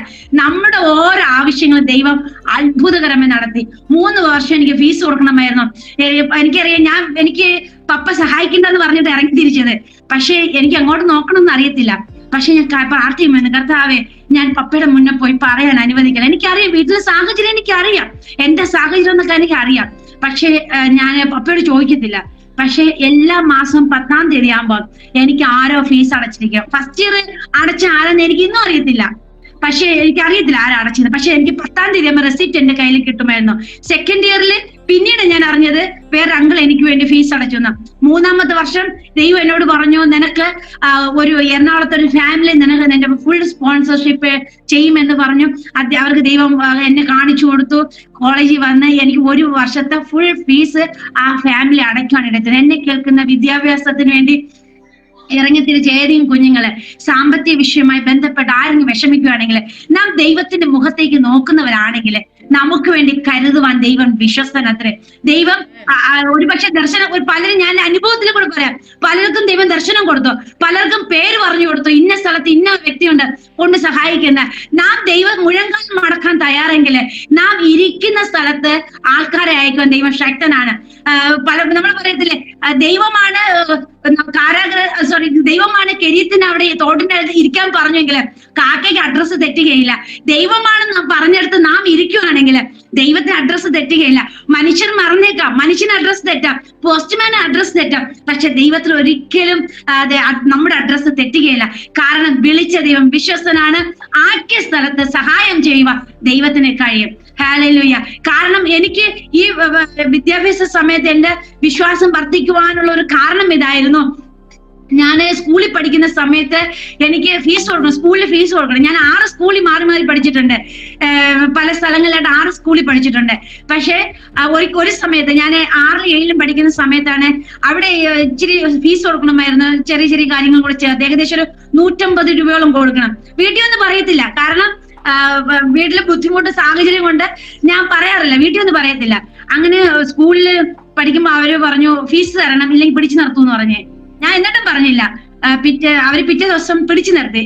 ഒരു 6-7 പേര് കൂടെ ഉണ്ടായിരുന്നു നിൽക്കാന്. അതിന് പിറ്റേ ദിവസം ആ 5 പേരും ഫീസ് കൊണ്ടുവന്നു. അപ്പൊ ഞാൻ മാത്രം ശേഷിച്ചു. അതിനുശേഷം നെക്സ്റ്റ് ഡേയില് അവരെന്നെ പുറത്തു നിർത്തി അല്പം കഴിഞ്ഞപ്പോ ഞാനങ്ങ് തലറങ്ങി വീണു. കാരണം വെയിലടിച്ച് തലറങ്ങി വീണു. ഇതെന്റെ ജീവിതത്തിൽ ഭയങ്കര ഒരു വിഷമമായി തരും. ഞാൻ വീട്ടിൽ പറഞ്ഞെങ്കിൽ പപ്പ എങ്ങനെ അഡ്ജസ്റ്റ് ചെയ്ത് തരുമായിരുന്നോ? പക്ഷെ സ്വർഗം അതെല്ലാം കുറിച്ചിട്ടിരുന്നു. എന്റെ മുന്നോട്ടുള്ള ലൈഫില് എന്റെ ഓരോ ആവശ്യങ്ങൾ വരുമ്പോൾ ഞാൻ ദൈവത്തോട്, കർത്താവേ, ഞങ്ങളുടെ പപ്പ കർത്താവിന്റെ വേലയിലായതുകൊണ്ടല്ലേ ഞങ്ങൾ ഇങ്ങനെ അനുഭവിക്കേണ്ടത്. ഞങ്ങൾ പ്രിയപ്പെട്ടവരും എല്ലാവരും ഉന്നതങ്ങളിൽ നല്ല രീതിയിൽ ഇരിക്കുമ്പോൾ ഞങ്ങൾ ഇത്രമാത്രം കഷ്ടം അനുഭവിക്കുന്നത് കർത്താവെ അങ്ങയുടെ വേലയിലായത് കൊണ്ടല്ലേ. അപ്പൊ ഇങ്ങനെ ഒരു വിഷമം എന്റെ അകത്തുണ്ടായിരുന്നു. അതുകൊണ്ട് ഞാൻ ബൈബിൾ കോളേജിലായിരുന്നപ്പോൾ ഞാൻ ഇങ്ങനെ ഒത്തിരി ദൈവത്തോട് ഇത് പറഞ്ഞ് കരയുമായിരുന്നു. കർത്താവെ, ഈ ജീവിതത്തിൽ ഇത്രയും കൈപ്പേറിയ അനുഭവത്തിൽ കൂടി പോകേണ്ടി വന്നത് കർത്താവ് എന്റെ പപ്പ കർത്താവിന്റെ വേലയിലായതുകൊണ്ടല്ലേ. ഇങ്ങനെ പോകുമ്പോൾ പക്ഷെ എന്റെ ബൈബിൾ കോളേജ് പഠനത്തില് മിറക്കിളായിട്ട് എന്റെ ആവശ്യങ്ങളെ ദൈവം നിറവേറ്റുവാടെ തീർന്നു. പ്രിയമുള്ളവരെ, നമ്മൾ ദൈവത്തിന്റെ മുഖത്ത് നോക്കാമെങ്കിൽ ദൈവം നമുക്ക് വേണ്ടി മിറക്കിളുകൾ ചെയ്യുവാൻ ശക്തനാണ്. നമുക്കറിയാം, ഒരു പെൺകൊച്ചാണ്, ബൈബിൾ കോളേജിന്റെ 3 വർഷം കഴിയുന്ന സമയത്ത് അടുത്തൊരു ക്വസ്റ്റ്യനെ, കർത്താവ് ഇനി എങ്ങോട്ടാ, വീട്ടിൽ പോകാൻ പറ്റുകയില്ല, പപ്പ പറഞ്ഞിട്ട് അനുസരിക്കാതെ ഇറങ്ങി വന്നതാ, അതുകൊണ്ട് ഇനി മുന്നോട്ട് എന്താണ്, എവിടെ മിനിസ്റ്റർ ചെയ്യണം ഒന്നും അറിയത്തില്ല. അങ്ങനെ ഞാൻ ഏകദേശം ഒരു 3rd ഇയർ ആയപ്പോൾ ഞാൻ 21 ദിവസം ഫാസ്റ്റിംഗിൽ ഇരുന്നു. കർത്താവെ, മുന്നോട്ട് എന്ത് സ്റ്റെപ്പ് എടുക്കണം, ഞാൻ എന്ത് മിനിസ്റ്റർ ചെയ്യണം, ഞാൻ എവിടെ പോകണം എന്ന് പറഞ്ഞിട്ട് ഞാൻ ആ ഒരു ലാസ്റ്റ് സെമസ്റ്റർ മുന്നേ ഞാൻ സെമസ്റ്റർ ലീവിന് വീട്ടിൽ പോയപ്പോൾ അന്നേരം വീട്ടിലെ സാഹചര്യം എല്ലാവരുടെ മുന്നേ ഞാനൊരു ചോദ്യചിഹ്നമായി. ഒന്നും സൗന്ദര്യമില്ല, രണ്ട്, അന്നത്തെ കാലഘട്ടത്തിൽ പെമ്പിള്ളേരാരും സുവിശേഷ വേലയ്ക്ക് ഇറങ്ങത്തില്ല, എല്ലാരും ജോലിക്കൊക്കെ ജോലി ചെയ്യും. അപ്പോഴും പിന്നെ അടുത്തൊരു ക്വസ്റ്റ്യൻ, ഇവിടെ ആര് കല്യാണം കഴിക്കും? കഴിച്ചാലും ഒന്നുകിൽ സെക്കൻഡ് മാരേജ് ആൾക്കാര് കല്യാണം കഴിക്കും, അല്ലെങ്കിൽ നല്ലൊരു ഭാവി ഉണ്ടാകും, അല്ലെങ്കിൽ നല്ല സൗന്ദര്യം വേണം. ഇത് സൗന്ദര്യമില്ല, ഇവിടെ ആര് കല്യാണം കഴിക്കും? ഒന്ന് ഞങ്ങളുടെ റിലേറ്റീവ്സിന്റെ ഇടയിൽ നിന്ന് ഇങ്ങനെ സംസാരം വന്നു. രണ്ട്, സഭയ്ക്കകത്തുള്ള പലരും സംസാരിക്കാൻ തുടങ്ങി. നാട്ടുകാരൻ ചോദിച്ചു ഇവരുടെ ഭാവി എന്തായി തീരുമെന്ന്. അപ്പൊ ഇത് നിരന്തരം ഞങ്ങൾ പാരന്റ്സിനോട് സംസാരിക്കുന്നു. ഇവർക്ക് ഭയങ്കര വിഷമം, പ്രത്യേകിച്ച് പപ്പയ്ക്ക് ഭയങ്കര വിഷമ. എന്നെ അനുസരിക്കാതില്ല അവള് പോയത്, അവള് പഠിച്ച് നല്ല ഭാവി ഉണ്ടാകത്തില്ലേ എന്നൊരു വലിയൊരു ക്വസ്റ്റ്യനാണ്. ഇങ്ങനെ ഇരിക്കുന്ന സമയത്ത് ഞാൻ സെമസ്റ്റർ ലീവിന് നാട്ടിലേക്ക് പോകുന്ന സമയത്ത് മമ്മി എന്നെ വിളിച്ച് കൊണ്ടിരുത്തി പ്രാർത്ഥിച്ചു. പക്ഷെ എന്തിനാ കരയുന്നതെന്ന് എനിക്ക് അറിയത്തില്ല, എന്നോട് പറഞ്ഞില്ല, എന്താ വിഷയം എന്ന് പറഞ്ഞില്ല. പക്ഷെ അവിടെ പ്രാർത്ഥിച്ചുകൊണ്ടിരിക്കുമ്പോൾ ഒത്തിരി കരഞ്ഞു. എന്റെ അടുത്ത് വിഷയം പറഞ്ഞ കരയുമായിരുന്നു. ഞാൻ ഏകദേശം 1 മണിക്കൂർ വരെ ഞാൻ എഴുന്നേറ്റ് പോയി. പക്ഷെ പിറ്റേ ദിവസം ഫ്രൈഡേ ആയിരുന്നു. ഫ്രൈഡേ ഏകദേശം ചർച്ചിൽ അന്നേരം ഒത്തിരി ആൾക്കാരൊക്കെ ഉണ്ട്. വർഷിപ്പ് നടക്കുന്ന സമയത്ത് ഒരു ദൈവദാസൻ ആരാധന ഹാളിലേക്ക് കയറി വന്ന് ആരാധന നടന്ന് ഫിനിഷ് ആകാറായി. ഇനി അടുത്ത് പ്രസംഗം മെസ്സേജാ. അതിനു മുന്നേ ആ ദേവദാസൻ കയറി വന്നു. പപ്പ പ്രാർത്ഥിച്ച് നിർത്തിയിട്ട് ദേവദാസന് സമയം കൊടുത്തു. അദ്ദേഹം പ്രൈസ്തലോട് പറഞ്ഞതിന് ശേഷം നേരെ മമ്മിയുടെ തലയിൽ കൈവച്ചിട്ട് പറഞ്ഞു, ഞാൻ നിന്റെ ചോദ്യത്തിന് ഉത്തരമായിട്ടാണ് ഞാൻ കടന്നു വന്നതെന്ന് പറഞ്ഞിട്ട് നേരെ എന്റെ തലയിലേക്ക് കൈവച്ചു. ഞാൻ അദ്ദേഹത്തിന് മുന്നേ കണ്ടിട്ടില്ല, അതിനുശേഷം ഇന്ന് വരെ കണ്ടിട്ടില്ല, അത് എവിടെയാണെന്ന് അറിയത്തില്ല. അദ്ദേഹം കൈവച്ചിട്ട് പറഞ്ഞു, എന്നിട്ട് പറഞ്ഞു, ഞാൻ നിന്റെ തുടർന്ന് ഞാൻ നിന്നെ ദ്വീപ് സമൂഹത്തിലേക്ക് അയക്കും. ഞാൻ നിന്നെ അവിടെ 4 റോഡുകൾ ചെയ്യുന്ന സ്ഥലത്ത് 3 നില ബിൽഡിംഗ്, എന്റെ നന്മകൾ ഞാൻ നിനക്ക് നൽകാം. അതായത് എന്നെ വിവാഹം കഴിക്കാൻ പോകുന്ന ദേവദാസൻ ഏത് സ്റ്റേറ്റിലാണ്, എന്ത് ഭാഷ ചെയ്യുന്നത്, എന്ത് ചെയ്യുന്നു, എത്ര വയസ്സുണ്ട്, അതുപോലെ തന്നെ എന്നിട്ട് പറഞ്ഞു ഇവിടെ പൈസ മുഴുവന് എയർപോർട്ടുകളിലായിരിക്കും സ്പെൻഡ് ചെയ്യുന്നത്. ഇതുപോലെ ഞാൻ ഇവിടെ മിനിസ്ട്രിയെ പറ്റി എല്ലാം പറഞ്ഞു ഞാൻ ദ്വീപ് സമൂഹത്തിലേക്ക് അയക്കും എന്ന് പറഞ്ഞു. അതിനുശേഷം മെസ്സേജ് എല്ലാം കഴിഞ്ഞു. ആമേൻ പറഞ്ഞത് അദ്ദേഹം അത് സംസാരിക്കുന്നത് അദ്ദേഹം പോകാനിടയിൽ തീർന്നു. എനിക്ക് അതിനുശേഷം അദ്ദേഹം ആരാണെന്ന് എനിക്ക് അറിയത്തില്ല. ഞാൻ അതിനുശേഷം ബൈബിൾ കോളേജിലേക്ക് തിരിച്ചുപോയി ഗ്രാജുവേഷൻ കഴിഞ്ഞു. അതിനു മുന്നേ ഗ്രാജുവേഷൻ കഴിഞ്ഞ് ദൈവകൃപയാൽ ഫിനിഷ് ചെയ്യാനിടയിൽ തീർന്നു. അതിന് മുന്നേ എനിക്കൊരു അനുഭവം കൂടെ പറയാനുണ്ട്. ഞാൻ ബൈബിൾ കോളേജിലേക്ക് പോയപ്പോൾ എനിക്ക് പ്രത്യേകിച്ച് അറിയാൻ ട്രിവാൻഡ്രം ലാംഗ്വേജ് വേറെ ലാംഗ്വേജാ, പെട്ടെന്ന് ആർക്കും മനസ്സിലാകുകയില്ല. ഞാൻ അവിടെ പോയപ്പം ഭയങ്കര ലാംഗ്വേജ് ഇഷ്യൂസ് വന്ന് എനിക്ക് സംസാരിക്കാൻ ബുദ്ധിമുട്ടാണ്. ഞാൻ പറയുന്ന ആർക്കും മനസ്സിലാകത്തില്ല. രണ്ടാമത് പാട്ട് പാടാൻ കഴിവില്ല. പ്രത്യേകിച്ച് ഒന്നും പറയാത്തക്ക ടാലന്റ് ഒന്നുമില്ല.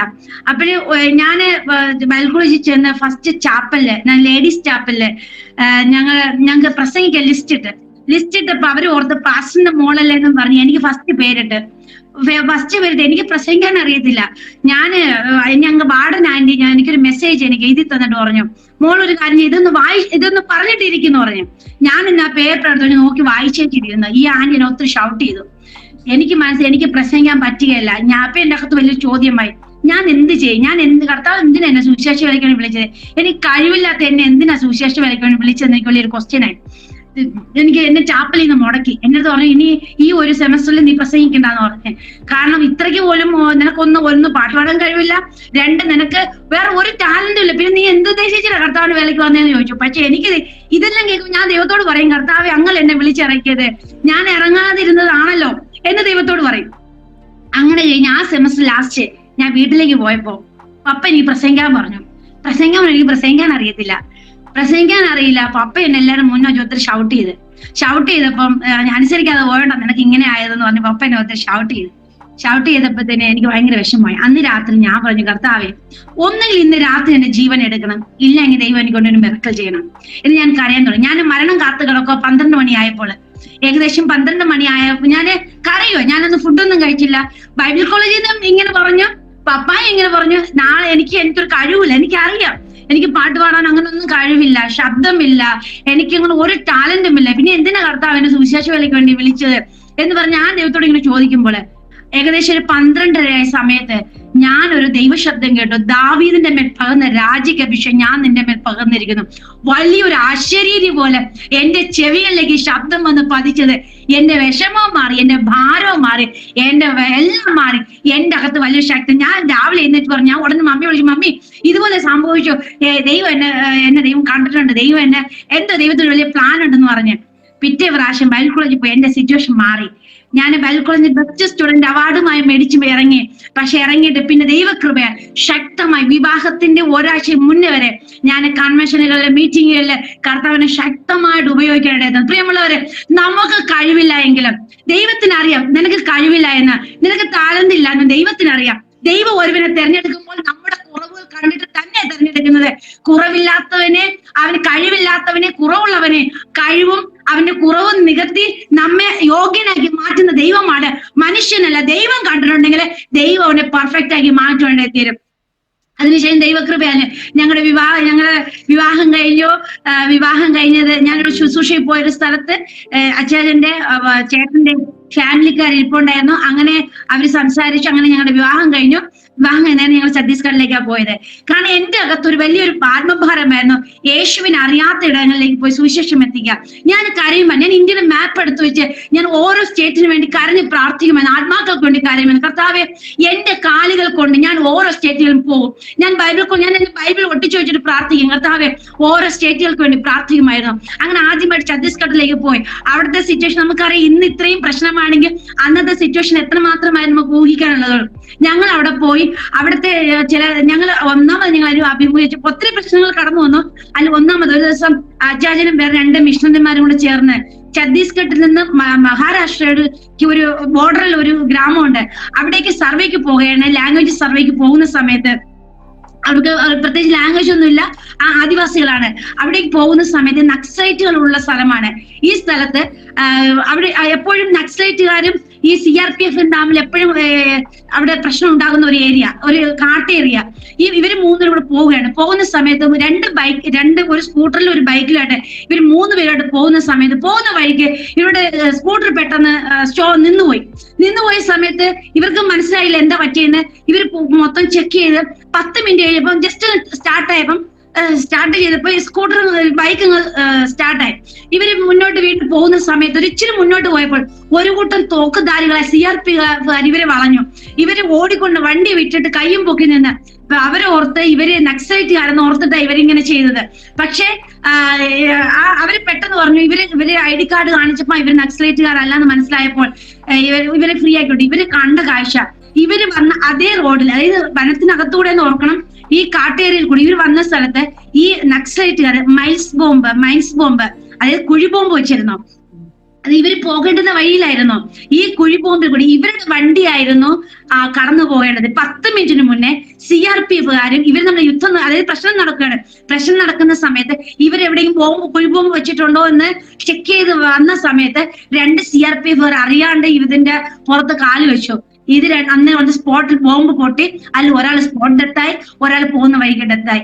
എന്ന് പറഞ്ഞതിന്റെ അർത്ഥം, പ്രിയമുള്ളവരെ, ആ വണ്ടി അവിടെ സ്റ്റോപ്പ് ആകാതിരുന്നുവെങ്കിൽ, നിൽക്കാതിരുന്നുവെങ്കിൽ ആ വഴി കടന്നു പോകേണ്ടിയിരുന്നത് ഇവരായിരുന്നു. ഇവര് ലോകത്തോട് മാറ്റപ്പെടേണ്ടി. നമ്മുടെ ജീവിതത്തിൽ പലപ്പോഴും നമ്മൾ പിശാച് വഴി തടയുന്നത്, പിശാച് നമുക്ക് റുക്കാവട്ടിടുന്നു, അല്ലെങ്കിൽ നമുക്ക് മാർഗ തടസ്സങ്ങൾ ഉണ്ടാകുന്നു നമ്മൾ പറയും. പക്ഷേ പിശാചല്ല, ദൈവം നമ്മുടെ ചിലപ്പോൾ ചില മേഖലകളിൽ ദൈവം ചില സ്റ്റോപ്പാക്കി വെക്കും. എന്തിനു വേണ്ടിയെന്നറിയോ? നാം ആ തിന്മയിൽ പെടാതിരിക്കുന്നതിന് വേണ്ടി. അന്നവിടെ വണ്ടി ചീത്തയാകാതിരുന്നെങ്കിൽ ഇന്ന് ഭൂമിയിൽ കാണത്തില്ലായിരുന്നു. പക്ഷെ ദൈവം അവിടെ എല്ലാം, അങ്ങനെയുള്ള മധ്യത്തിലെല്ലാം കർത്താവ് ഞങ്ങളെല്ലാം ശ്രേഷ്ഠകരമായി പരിപാലിച്ചു. ഒരിക്കൽ ഒരു കൂട്ടം ആൾക്കാരെ ഞങ്ങളെ ഫോളോ ചെയ്ത് ഞങ്ങളെ വണ്ടിയിൽ ഞങ്ങളെ മുന്നേ വന്ന് നിർത്തി ഞങ്ങളെ കയ്യിലെല്ലാം പൈസ എല്ലാം തട്ടിപ്പറിച്ചെടുത്തോ, ഭീഷണിപ്പെടുത്തിയിട്ടൊക്കെ ഞങ്ങളെ വിട്ടിട്ടുണ്ട്. പക്ഷെ ഞങ്ങളെ തൊടുവാൻ ദൈവം അനുവദിച്ചിട്ടില്ല. വേറെ ഒരിക്കൽ ഞങ്ങൾ അവിടെ താമസിക്കുന്ന സമയത്ത് ഒരു കൂട്ടം ആൾക്കാർ ഈവനിങ് സമയത്ത് ഞങ്ങൾ കോമ്പൗണ്ടിലേക്ക് കയറി വന്നിട്ട് ഭയങ്കര തെറി വിളിച്ചിട്ട് അച്ചാലിനെ ഇറക്കി വിടണം. അവര് എന്നെ ഒന്നും ചെയ്യത്തില്ല, അച്ചാലിനെ മാത്രം ഉപദ്രവിക്കത്തുള്ളൂ. ഞങ്ങൾ താമസിച്ചിരുന്ന ഡോറിന്റെ വിൻഡോയുടെ ചില്ലിലൊക്കെ കല്ല് വലിച്ചുവാരി കല്ലെറിഞ്ഞു. അതിനുശേഷം ഭയങ്കര പ്രശ്നം ഉണ്ടാക്കി. ഏകദേശം 1/4 മണിക്കൂർ, 1 മണിക്കൂറോളം അവരവിടെ ഉണ്ടായിരുന്നു. ഭയങ്കര പ്രശ്നങ്ങളൊക്കെ ഉണ്ടാക്കി. അതിനുശേഷം ഡോറിന്റെ പുറത്ത് ഗ്രില്ലുണ്ട്, നമ്മൾ അവിടുത്തെ വീടുകളിലെ ഗ്രില്ലെല്ലാം പിടിച്ചു ഒലച്ചു. പക്ഷെ അവർക്ക് അകത്ത് കയറാൻ പറ്റിയില്ല. അതിനുശേഷം അവർക്ക് ഇത്രയേ ഉള്ളൂ, എന്നെ ഒന്നും ചെയ്യത്തില്ല, അച്ചാച്ചനെ മാത്രമേ അവർ ഉപദ്രവിക്കത്തുള്ളൂ. അങ്ങനെ അവര് ഭയങ്കര പ്രശ്നമൊക്കെ ഉണ്ടാക്കി കഴിഞ്ഞപ്പോൾ ഇതിൽ നിന്ന് 2-3 പേരുടെ കയ്യിൽ വടിവാളും ഉണ്ടായിരുന്നു. ഈ വടിവാള് കണ്ടപ്പോ ഞാനങ്ങ് പേടിച്ചു പോയി.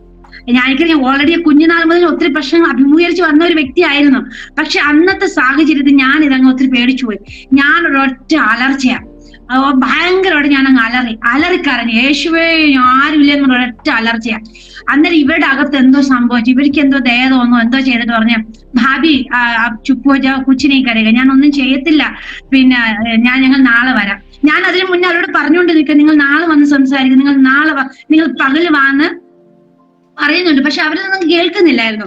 പക്ഷെ ഇവരുടെ ഇതെല്ലാം കണ്ടപ്പോ ഞാനങ്ങ് പേടിച്ചു പോയി. പേടിച്ചേച്ച് പ്രിയമുള്ളവർ, ആ ഒരു സംഭവം എന്റെ ജീവിതത്തിൽ വലിയൊരു ഡിപ്രഷനിലേക്ക് പോകാനിടയിൽ തീർന്നു. കാരണം അതിനുശേഷം ഇവർ ഞങ്ങൾ 3 ദിവസത്തെ സമയം തന്നു. 3 ദിവസത്തിനകത്ത് നിങ്ങൾ ഈ ഗ്രാമം വിട്ടില്ലെങ്കിൽ നിങ്ങളെ കൊന്നുകളയെന്ന് പറഞ്ഞ് പറയാൻ മാത്രമല്ല, ഞങ്ങളെ വീടിന്റെ കോമ്പൗണ്ടിന് പുറത്ത് അവർ വലിയൊരു വാനിൽ രാത്രിയും പകലും അവിടെ കമ്പും വെച്ച് ഇവിടെ ഒരു കൂട്ടം യൗവനക്കാർ അവിടെ ഉണ്ടായിരുന്നു. ഇത് എവിടായിരുന്നു? ഛത്തീസ്ഗഡിൽ എവിടെ? സ്ഥലം പറയാൻ പറ്റുമെങ്കിൽ? ഛത്തീസ്ഗഡ് ബസ്തർ എന്ന് പറഞ്ഞ സ്ഥലത്താ പ്രോപ്പർ. ജലന്ധറില്.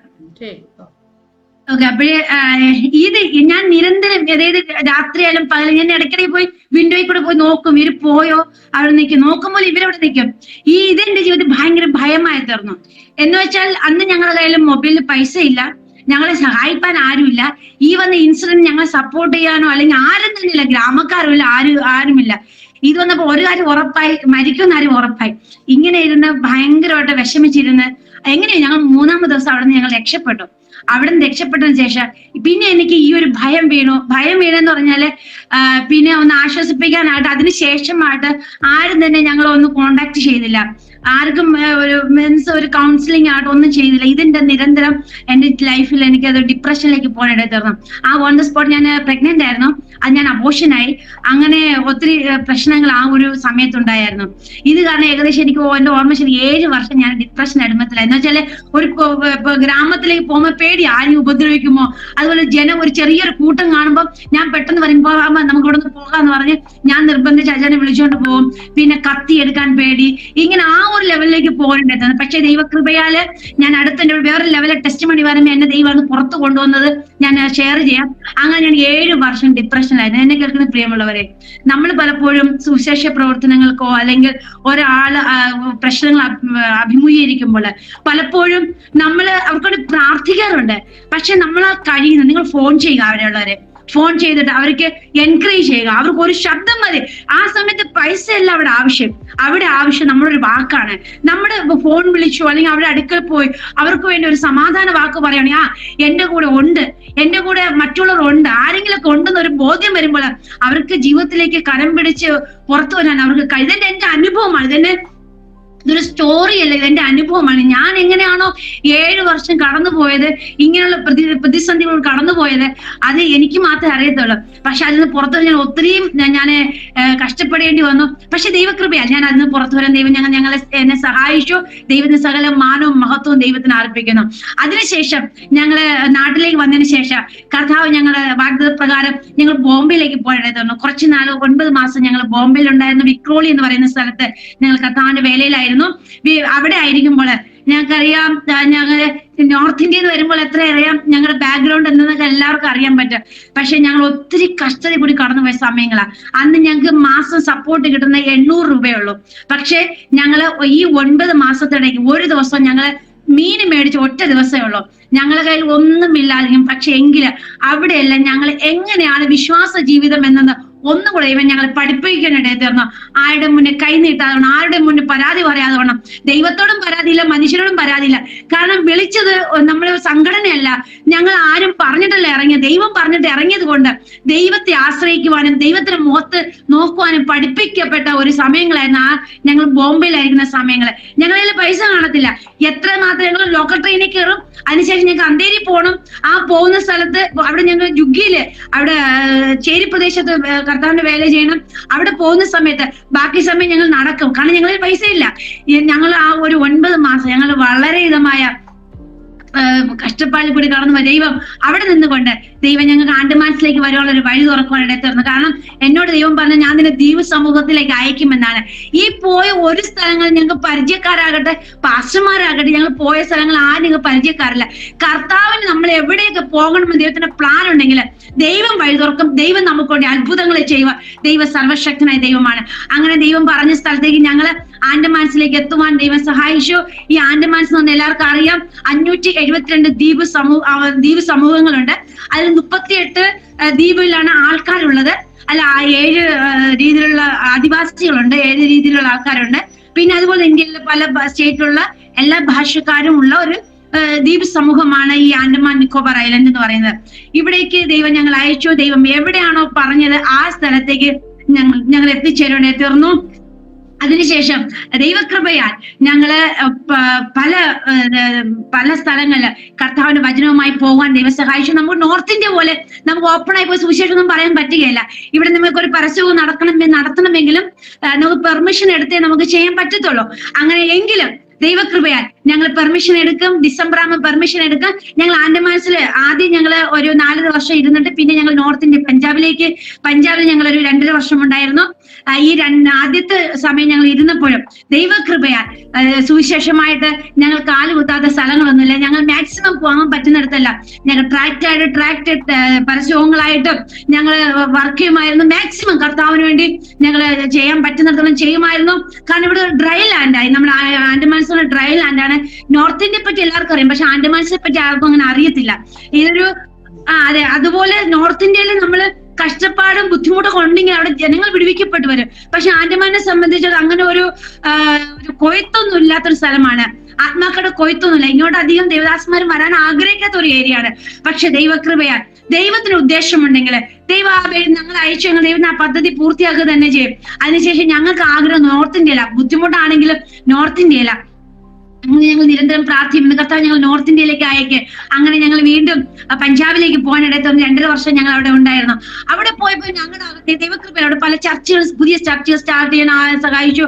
പല പ്രവർത്തനങ്ങളും ചെയ്യാൻ ദൈവം ഞങ്ങളെ സഹായിച്ചു. അവിടെ ഇരിക്കുന്ന സമയത്ത് കർത്താവ് ഞങ്ങളെ മിറക്കിളായിട്ട് ദൈവം ഞങ്ങളെ നടത്തി.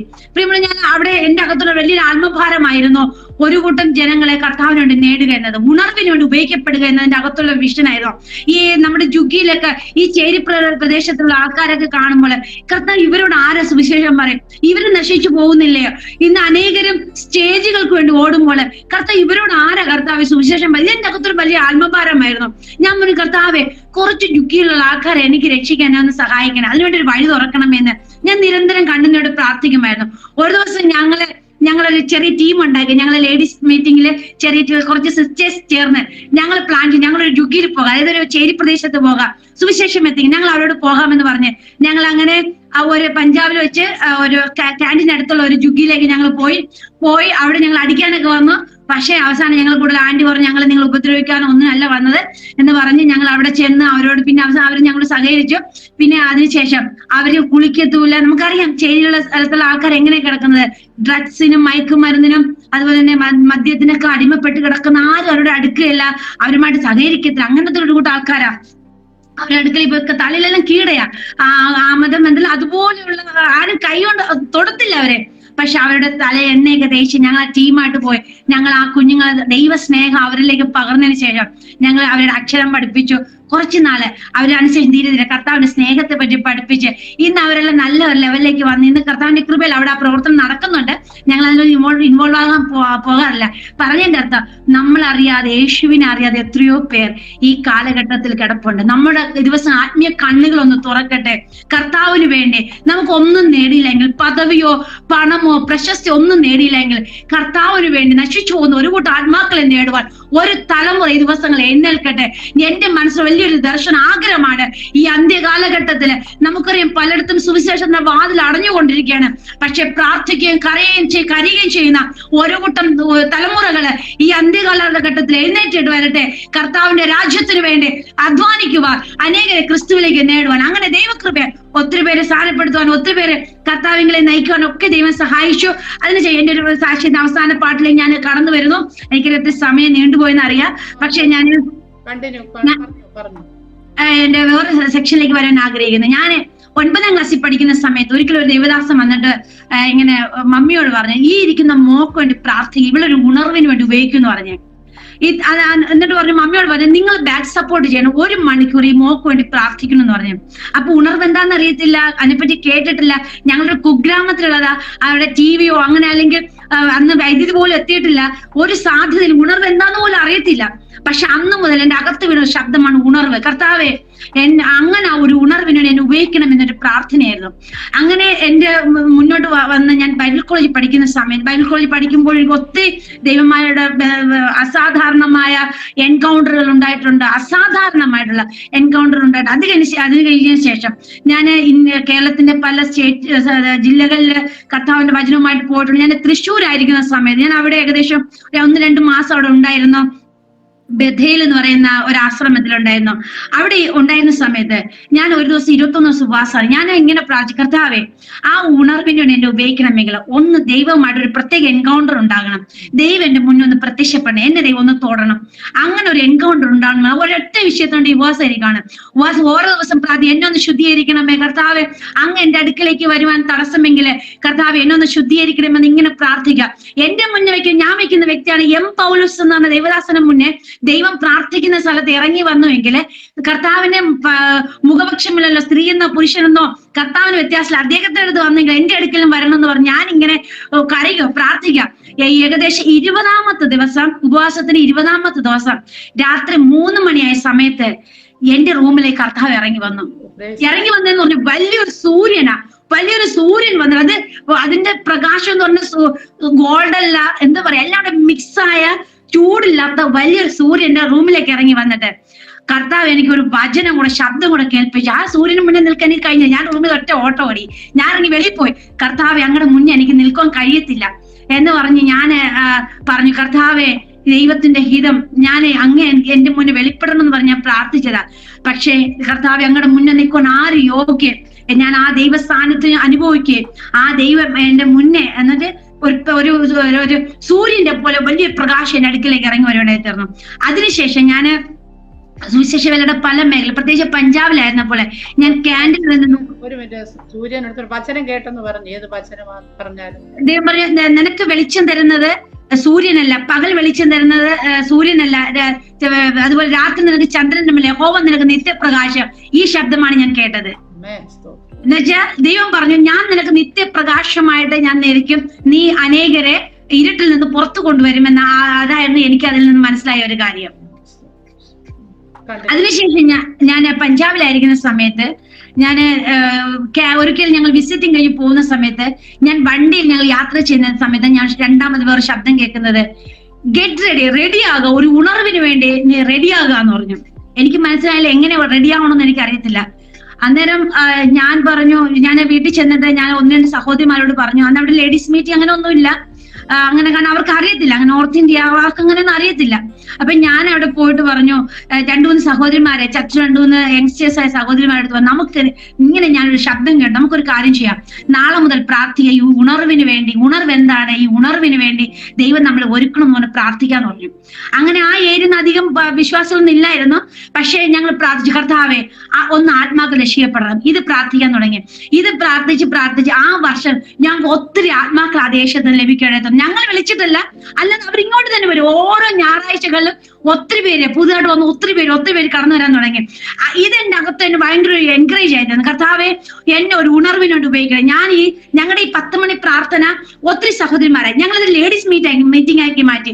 അങ്ങനെ ഞങ്ങള് ജനുവരി 26-ാം തീയതി എല്ലാവരും ചേർന്ന് പ്ലാൻ ചെയ്ത് ഞങ്ങളൊരു പബ്ലിക് മീറ്റിംഗ് ചെയ്യും, സഹോദരിമാരുടെ ഒരു മീറ്റിംഗ് നടത്തണം എന്ന് പറഞ്ഞ്, പഞ്ചാബിൽ നടത്തും എന്ന് പറഞ്ഞ് ഞങ്ങള് പ്ലാൻ ചെയ്ത് പബ്ലിക് പ്രേയർ സ്റ്റാർട്ട് ചെയ്തു. പബ്ലിക്കിൽ ഞങ്ങൾ മീറ്റിംഗ് വെക്കുക. അന്നേരം അവരെല്ലാം കൂടെ പറഞ്ഞു, സിസ്റ്റർ പ്രസംഗിക്കുക. എനിക്കൊന്ന് ഹിന്ദിയിൽ പറയുമെങ്കിൽ പ്രസംഗിക്കാൻ പറ്റുകയില്ല. അപ്പൊ ഞാൻ പറഞ്ഞു, എനിക്ക് ഹിന്ദി പ്രസംഗിക്കാൻ പറ്റുകയില്ല. ഞാനൊരു കാര്യം ചെയ്യാം, മലയാളത്തിൽ പ്രസംഗിക്കും, കാരണം അന്ന് അങ്ങനെ പ്രസംഗിക്കുന്നവരൊന്നും ഇല്ല. ഞാൻ മലയാളത്തിൽ പറയാം. അച്ചാച്ചൻ അത് ട്രാൻസ്ലേറ്റ് ചെയ്യാം. ഞാൻ പറഞ്ഞു, കർത്താവെ ഞാൻ എഴുന്നേറ്റ് നിൽക്കും, പക്ഷെ ഞാനല്ല, അങ്ങ് അവിടെ ഇറങ്ങി വരണം, ഈ ജനം കാണണം ദൈവം ആരാന്ന്. ഞാൻ ഇങ്ങനെ കരഞ്ഞ് പ്രാർത്ഥിക്കും, കർത്താവ് അങ്ങ് എന്റെ കൂടെ നിന്നില്ലെങ്കിൽ ഞാൻ നിൽക്കുകയില്ല എന്ന് പറഞ്ഞുകൊണ്ട്. അന്ന് ഒരു വലിയ ക്രൗഡാണ്, ഒത്തിരി ദേവദാസന്മാരുടെ ഭാര്യമുണ്ട്. കാരണം ദേവദാസന്മാരുടെ ഭാര്യമാരൊന്നും കൂടെ പോകത്തില്ല, അവരൊന്നും ഇൻവോൾവ് അല്ല, മിനിസ്റ്ററിൽ അധികം ഇൻവോൾവ് അല്ല. അവര് ഫുഡ് ഉണ്ടാക്കുക, ബാക്കിൽ നിന്ന് സപ്പോർട്ട് ചെയ്യത്തേ ഉള്ളൂ. അപ്പൊ പാസ്റ്റർമാർ തന്നെയാണ് സുവിശേഷവർക്കൊക്കെ പോകുന്നത്. അപ്പൊ ഇവർക്ക് പറയുന്ന ജയസിസ്റ്റർ ചെയ്യുന്ന പോലെ ഇവരെ ഒന്ന് മുന്നോട്ട് കൊണ്ടുവരണം എന്ന് ഓർത്തിട്ട് ഞങ്ങൾ പ്ലാൻ ചെയ്തത്. പക്ഷെ ഞാൻ വർഷിപ്പ് കഴിഞ്ഞ് പ്രസംഗിക്കാൻ അങ്ങനെ എഴുന്നേറ്റുന്നു. ഞാൻ ക്രൈസ്തലോട് പറഞ്ഞത് ഒരു അസാധാരണ ദൈവശക്തി ആ ഹോളിലേക്ക് ഇറങ്ങിയെന്ന് മാത്രമല്ല, അവിടെ മിറക്കിളുകൾ നടന്നു, അത്ഭുതങ്ങൾ നടന്നു, പലരും മുഴകൾ അപ്രത്യക്ഷപ്പെട്ടു. പിന്നെ ഞാൻ മൈക്ക് ഉപയോഗിച്ചില്ല, മൈക്ക് താഴെ വെച്ചു. ഞാൻ അനുഭവിച്ച ദൈവസ്ഥ ഞാൻ മാത്രമല്ല, ഫുൾ ആ ഹോള് ഫുള്ള് അവിടെ നിന്ന് ജനങ്ങളിൽ ഒരൊറ്റ ആരാധനയാ. ഞാൻ കർത്താവ് ഉണർവെന്നാണ്, ഇതാണോ കർത്താവ്? അങ്ങനെയെങ്കിൽ ഇത് ഞങ്ങളുടെ അകത്തേക്ക് വീണ്ടും പകരണം, ഈ ശക്തി ഞങ്ങളുടെ മേൽ പകരണം. ശക്തി മാത്രമല്ല, പിന്നെ ഞാൻ കുറെ സമയത്തേക്ക് മയക്ക ഉപയോഗിക്കാതെ ഞാനിക്ക് ഒന്നും പറയാൻ പറ്റുന്നില്ല. ഈ ജനമെല്ലാം ആരാധിച്ച് പുതിയ ഒത്തിരി പേരുണ്ടായിരുന്നു. അന്ന് മുതല് എല്ലാ ജനുവരി 26-ന് പഞ്ചാബിലെ പല സ്ഥലങ്ങളില് സഹോദരന്മാരുടെ കോമൺ മീറ്റിങ്ങുകളുണ്ട്. അന്നൊരു ഉണർവ് സംഭവിച്ചു. കാരണം എന്റെ അകത്തുള്ള ദർശനമായിരുന്നു, അനേക സഹോദരിമാർ കർത്താവിന് വേണ്ടി എഴുന്നേൽക്കണം. കാരണം ഞാൻ കർത്താവിന്റെ വേലയ്ക്ക് വേണ്ടി ഇറങ്ങിയപ്പോൾ എനിക്ക് ഒത്തിരി എതിർപ്പുകൾ ഉണ്ടായി. ഒത്തിരി ദേവദാസന്മാർ എന്നോട് പറഞ്ഞ് സഹോദരിമാര് പ്രസംഗിക്കാൻ പാടില്ല, പാസ്റ്റർമാർ മാത്രമേ പ്രസംഗിക്കാൻ പാടുള്ളൂ. പക്ഷെ അതുകൊണ്ട് എന്റെ അകത്തൊരു വലിയൊരു ചലഞ്ചായിരുന്നു. കർത്താവിന്റെ സുവിശേഷ വേലയ്ക്ക് വേണ്ടി വിളിച്ചുവെങ്കിൽ കർത്താവ് എന്നെ അസാധാരണമായി ഉപയോഗിക്കണമെന്ന് എന്റെ അകത്തൊരു ദർശനമായിരുന്നു. കാരണം അതുപോലെ വില കൊടുത്ത് ഇറങ്ങിയതാ. അതുകൊണ്ട് എന്റെ അകത്ത് ഞാൻ ആരെ കണ്ടാൽ എൻകറേജ് ചെയ്യും. ഞാൻ പറയില്ല, ഒരു കൂട്ടം സഹോദരിമാർ എഴുന്നേറ്റ് നിൽക്കാം, 10 പാസ്റ്റർമാർ എന്നെ മന ചെയ്തെങ്കിൽ, എന്നെ സ്റ്റോപ്പ് ചെയ്തെങ്കിൽ ആയിരക്കണക്കിന് സഹോദരിമാർ എഴുന്നേൽക്കുമെന്ന് എന്റെ അകത്തുള്ള ദർശനമായിരുന്നു. ഇന്ന് ആയിരക്കണക്കിന് സഹോദരിമാര് സാക്ഷ്യവും വചനമായി നിൽക്കുമ്പോൾ കണ്ണുനീരിന് ഒരിക്കലും വൃഥാവായി പോകുകയില്ല. പല ദൈവദാസന്മാര് എന്നെ വിളിച്ചിട്ട് പറഞ്ഞു, യേശുവിന്റെ ശിഷ്യന്മാരുടെ കൂട്ടത്തിൽ സ്ത്രീകളില്ലായിരുന്നു, അതുകൊണ്ട് സ്ത്രീകളെ പ്രസംഗിക്കാൻ പാടില്ല, നീ പ്രാർത്ഥിച്ചോ, നീ പാട്ട് പാടിക്കോ, പക്ഷെ പ്രസംഗിക്കാൻ പാടില്ല, അതുകൊണ്ട് മരണം വരെ നീ മിണ്ടാതിരിക്കണം എന്നൊക്കെ പല ദേവദാസന്മാരും പറഞ്ഞിട്ടുണ്ട്. പലരും പറഞ്ഞിട്ടുണ്ട്, എന്നെ ഒത്തിരി എന്നെ ഡിസ്കറേജ് ചെയ്തിട്ടുണ്ട്. പക്ഷെ എന്നെ പ്രിയമുള്ളവരെ, നിന്നെ വിളിച്ച് എന്ത് വേലയാണോ അതിനുവേണ്ടി നിൽക്കുക. അതിൽ കൂടി കർത്താവിന് വലിയൊരു മഹത്വമുണ്ട്. ഇന്ന് ആരെങ്കിലും ദൈവം ഏൽപ്പിച്ച് ചെയ്യാൻ കഴിയാതെ ഇരിക്കുവാണെങ്കിൽ നിങ്ങൾ എഴുന്നേൽക്കുക. വിളിച്ച ദൈവമാണ്, അഭിഷേകം തരുന്ന ദൈവമാണ്, ഉപയോഗിക്കുന്ന ദൈവമാണ്. അതുകൊണ്ട് എന്റെ അകത്ത് വലിയ ചലഞ്ച് ആയിരുന്നു, കർത്താവെ സാധാരണ ഒരു ശുശ്രൂഷ എനിക്ക് വേണ്ട, സാധാരണ രീതിയിലുള്ള ശുശ്രൂഷ വേണ്ട. സ്ത്രീകൾ ഒരു പാട്ടോ അല്ലെങ്കിൽ പ്രവചനമോ കുറച്ച് ലെവലിലേക്ക് നീങ്ങും. പക്ഷെ നമ്മൾ കർത്താവ് അസാധാരണമായി ഒരു അഭിഷേകത്തോടു കൂടി നിറയ്ക്കണം എന്ന് പറഞ്ഞ് പ്രാർത്ഥന തുടങ്ങി. ഞങ്ങളുടെ ഇതൊരു ഉണർവായി മാറി. ഞങ്ങളുടെ മീറ്റിംഗിലല്ല, ലേഡീസ് മീറ്റിംഗില് ഒത്തിരി ജനക്കൂട്ടങ്ങൾ വരാൻ തുടങ്ങി. ഓരോ ചർച്ചിലെ ലേഡീസ് മീറ്റിംഗില് പുതിയ സ്ഥലങ്ങളിലോ ജനക്കൂട്ടങ്ങൾ വരാൻ തുടങ്ങി. അങ്ങനെ ഞാൻ തീരുമാനം എടുത്തു, കർത്താവെ അങ്ങനെയെങ്കിൽ ഞാൻ ആ ഉണർവിനെ ക്യാരി ചെയ്യുന്ന ഒരു വ്യക്തിയായി തീരണം. കാരണം എന്നോട് പറഞ്ഞു, ഞാൻ നിന്നൊരു കാതറിൻ കുൽമാനെ പോലെ ഉപയോഗിക്കുമെന്ന് അത് അനേക അഭിഷിക്തന്മാര് ഞാൻ ചെറുപ്രായം മുതൽ കേൾക്കുന്നതാ. അതുകൊണ്ട് എന്റെ അകത്തൊരിതാണ്, കർത്താവ് ഞാൻ ആ ഒരു അഗ്നി തീയെ ക്യാരി ചെയ്യുന്നവളായി തീരണം എന്ന് ഭയങ്കര എന്റെ അകത്തൊരു ആഗ്രഹമാണ്. ഞാൻ അതുകൊണ്ട് പ്രാർത്ഥിക്കുന്നു, ഞാൻ ഉപവസിക്കാൻ തുടങ്ങി. ഞാൻ ആദ്യം 7 ദിവസമായിട്ട് സ്റ്റാർട്ട് ചെയ്തു. ഞാൻ പറഞ്ഞു, കർത്താവെ ആ ഉണർവ് എന്റെ അകത്തേക്ക് വരണം, കർത്താവെ ആ ഉണർവ് എന്നിലേക്ക് സംഭവിക്കും, ഞാൻ ഈ ഉണർവ് ആ തീയെ ഞാൻ ക്യാരി ചെയ്യണം. അവര് വഹിച്ച അവർ ഉപയോഗിക്കപ്പെട്ടു, പൗലോസ് ഉപയോഗിക്കപ്പെട്ടു, പത്രോസ് ഉപയോഗിക്കപ്പെട്ടു, ഈ കാലഘട്ടത്തിൽ ദൈവദാസൻ ഉപയോഗിക്കപ്പെടുന്നുണ്ട്. കർത്താവെ എന്റെ മേലേക്ക് ആ ഒരു ദൈവത്തിന് തീ പകർന്ന് എന്നെ ഉപയോഗിക്കണമെന്ന് ഉപവസിക്കാൻ തുടങ്ങി. ആ ഉപവാസം ജനുവരി തുടങ്ങിയത് നവംബർ വരെ കണ്ടിന്യൂ ചെയ്യപ്പെട്ടു. ഒരുപക്ഷെ എന്നെ കേൾക്കുന്നത്, ഒരുപക്ഷെ എന്നെ വിമർശിച്ചേക്കാം, പക്ഷെ ഇത് എന്റെ അനുഭവമാണ്. എന്റെ ഓരോ ദിവസങ്ങൾ ചേഞ്ച് ആണെന്ന് തുടങ്ങി. കർത്താവെ ഓരോ ദിവസം എന്റെ പ്രാർത്ഥന, കർത്താവെ അങ്ങ് ഇറങ്ങണം, എന്റെ ഉപവാസം നടത്തണമെങ്കിൽ എന്റെ അടുക്കലേക്ക് ദൈവം ഇറങ്ങണം. എന്നിലേക്ക് ആ ഒരു ഉണർവിന്റെ തീ ജ്വാല അതെനിക്ക് അസാധാരണം എന്നിലേക്ക് ഇറങ്ങണം. ഞാൻ കരയും പ്രാർത്ഥിക്കും. നീണ്ട ജനുവരി മുതൽ നവംബർ വരെ ഉപവസിച്ചപ്പോ സംഭവിച്ച എന്താന്ന് ഞാൻ പറഞ്ഞുതരാം. ഉപവസിച്ചെന്ന് പറഞ്ഞാല് ഒരു ദിവസമെങ്കിലും വല്ലതും കഴിക്കുമായിരുന്നോ? എങ്ങനെയാണ് ഉപവാസം? ആദ്യം ഒന്നും കഴിക്കത്തില്ലായിരുന്നു. പിന്നെ ഞാൻ ഒരു നൈറ്റ് കഴിക്കാൻ തുടങ്ങി. പിന്നെ കുറെ മാസങ്ങൾ കഴിഞ്ഞപ്പോ ഞാൻ 3 മണി വരെ ആക്കി, അങ്ങനെ കണ്ടിന്യൂസ് ഒരു നവംബർ വരെ. എന്ന് വെച്ചാൽ എന്റെ ആഗ്രഹമാണ്, എന്റെ ഒരു ബലഹീനത കൊണ്ട് ഈ ഉണർവിന് രസം ഉണ്ടാകരുത്. അപ്പൊ ഞാൻ ഓരോ നിമിഷം എന്നെ തന്നെ ക്രമീകരിക്കപ്പെടുക. ഞാൻ പറഞ്ഞു, ഞാൻ 7 വർഷം ഡിപ്രഷൻ ആയിരുന്നു. ഈ ഉപവാസത്തിനിടയ്ക്ക് കർത്താവിന് 3 മാസം കൊണ്ട് എന്നെ കൗൺസിൽ ചെയ്തു. അന്ന് എനിക്ക് വചന വെളിപ്പാടുകൾ നൽകാൻ തുടങ്ങി. എന്റെ അകത്ത് ഡിപ്രഷനിൽ നിന്ന് ഞാൻ പുറത്തു വന്നു. അന്നേരം ഞാൻ പഠിച്ചു, ഉണർവ് സംഭവിക്കുന്ന ആദ്യം നമ്മുടെ അകത്ത് കിടക്കുന്ന വേദനകളെ നമ്മെ ഒന്ന് ക്ലീൻ ചെയ്യുക. ഫസ്റ്റ് ഉണർവ് നമ്മളിലാണ് നടക്കുന്നത്. ഉണർവിരിക്കുന്ന നമ്മുടെ അകത്തായിരിക്കുന്നത്, അല്ലാതെ ഉയർത്തുന്നല്ല വരുന്നത്, മറ്റുള്ളവർ നല്ല വരുന്നത്. ഉണർവ് നമ്മുടെ അകത്തുണ്ട്. അതിന് തടസ്സമായിരിക്കുന്നത് നമ്മുടെ അകത്തുള്ള ചില ഭാരങ്ങൾ, അല്ലെങ്കിൽ നമ്മൾ അനുഭവിച്ചത് പലതും മറക്കാൻ പറ്റാത്തതും വിട്ടുകളയാൻ പറ്റാത്തതുമായ പല പ്രശ്നങ്ങളാണ്. ഇത് കാരണം ഒന്ന് ശരീരത്തിൽ രോഗിയായിരുന്നു ഞാൻ പല മേഖലകളില്. ഈ കർത്താവ് 3 മാസം എന്റെ വചനത്തിൽ കൂടി കൗൺസിലിംഗ് ചെയ്ത്, ഒരു മനുഷ്യനല്ല ദൈവം മാത്രമേ ഉള്ളൂ. ഇതെല്ലാം ഓരോ ദിവസത്തെ എന്റെ ഓരോ സബ്ജക്റ്റുകളാ. എന്താ പറയുക, ഭയങ്കര ദൈവം എന്നെ വചന വെളിപ്പാട് നിന്ന് പുറത്തിറക്കിയ ചില വിഷയങ്ങളാ. ഈ കൗൺസിലിംഗ് ചെയ്ത് പുറത്തിറങ്ങിയപ്പോൾ ഞാൻ ഭയങ്കര ഫ്രീ ആകുകയും, പിന്നെ ഞാൻ ഉപവാസം അവിടെ സ്റ്റോപ്പ്, ഞാൻ കർത്താവേ അങ്ങ് ഇറങ്ങിയൊന്നും വരേണ്ട ആവശ്യമില്ല, ഞാനൊന്ന് ഫ്രീ ആയി. അതിനുശേഷം സംഭവിച്ച പ്രിയമുള്ളവരെ, അനേകരെ ഒരു ശബ്ദത്തിൽ കൂടി മാത്രം ആ ഒരു പറഞ്ഞുകൊണ്ടിരിക്കുമ്പോൾ അവിടെ അകത്ത് ഭാരങ്ങൾ ഇറങ്ങിപ്പോയി. അനേകരെ സ്വാതന്ത്ര്യം പ്രാപിക്കേണ്ടത് തീർന്നു. ഞാൻ വിശ്വസിക്കുന്ന ഉണർവ് എന്ന് പറയുന്നത് നമ്മൾ മൊത്തത്തിൽ ചേഞ്ച് ആകുന്നതാണ്. വ്യക്തികൾ ചേഞ്ച് ആവാൻ തുടങ്ങി. എന്നെ കേൾക്കുന്ന സഹോദരിമാരെ, എന്നെ കേൾക്കുന്ന പ്രിയമുള്ളവരെ, നിങ്ങൾ കർത്താവിനോട് ഉപയോഗിക്കപ്പെടണമെന്ന് നിങ്ങൾ ആഗ്രഹിക്കുന്നെങ്കിൽ നിങ്ങളുടെ മേൽ വിളിക്കനുസരിച്ച് കർത്താവിനോട് ചേർന്നിരിക്കുക. കർത്താവിന്റെ ശക്തികളെ കൊണ്ട് നിറയ്ക്കുക. ശക്തിനകത്ത് എന്റെ അകത്തുള്ള അഭിഷേകം ഞാൻ തിരിച്ചറിഞ്ഞ ഒരു സംഭവം ഇതായിരുന്നു. ഒരിക്കൽ ഞങ്ങൾ പഞ്ചാബിലായിരുന്ന സമയത്ത്, ഞാൻ പ്രാർത്ഥന ഉപവാസത്തിന്റെ സമയത്ത് ഇതൊക്കെ നടക്കുന്നത്, നമ്മൾ കർത്താവ് എന്റെ മേൽ അഭിഷേകത്തിന്റെ ശക്തി എനിക്കൊന്ന് തിരിച്ചറിയിപ്പിക്കണം, എനിക്കൊന്ന് മനസ്സിലാക്കിപ്പിക്കണമെന്ന് ഞാൻ നിരന്തരം പ്രാർത്ഥിക്കുക. അങ്ങനെ ഒരു പെങ്കൊച്ചിന് ദുഷ്ടാത്മാവിന്റെ പ്രശ്നമായിരുന്നു, അതായത് പിശാചിന്റെ പ്രശ്നമായിരുന്നു. അപ്പൊ ഞാൻ അവളായിട്ട് വചനം പറഞ്ഞു കൊടുക്കുക. അവർ പുതുതായിട്ട് വന്നതാ. അപ്പൊ കൊച്ചിനോട് സംസാരിക്കുമ്പോൾ എന്റെ ഷോളിന്റെ അറ്റം ആ കുഞ്ഞിന്റെ കയ്യിലേക്ക് വീഴുവാനിടയിൽ തീർന്നു.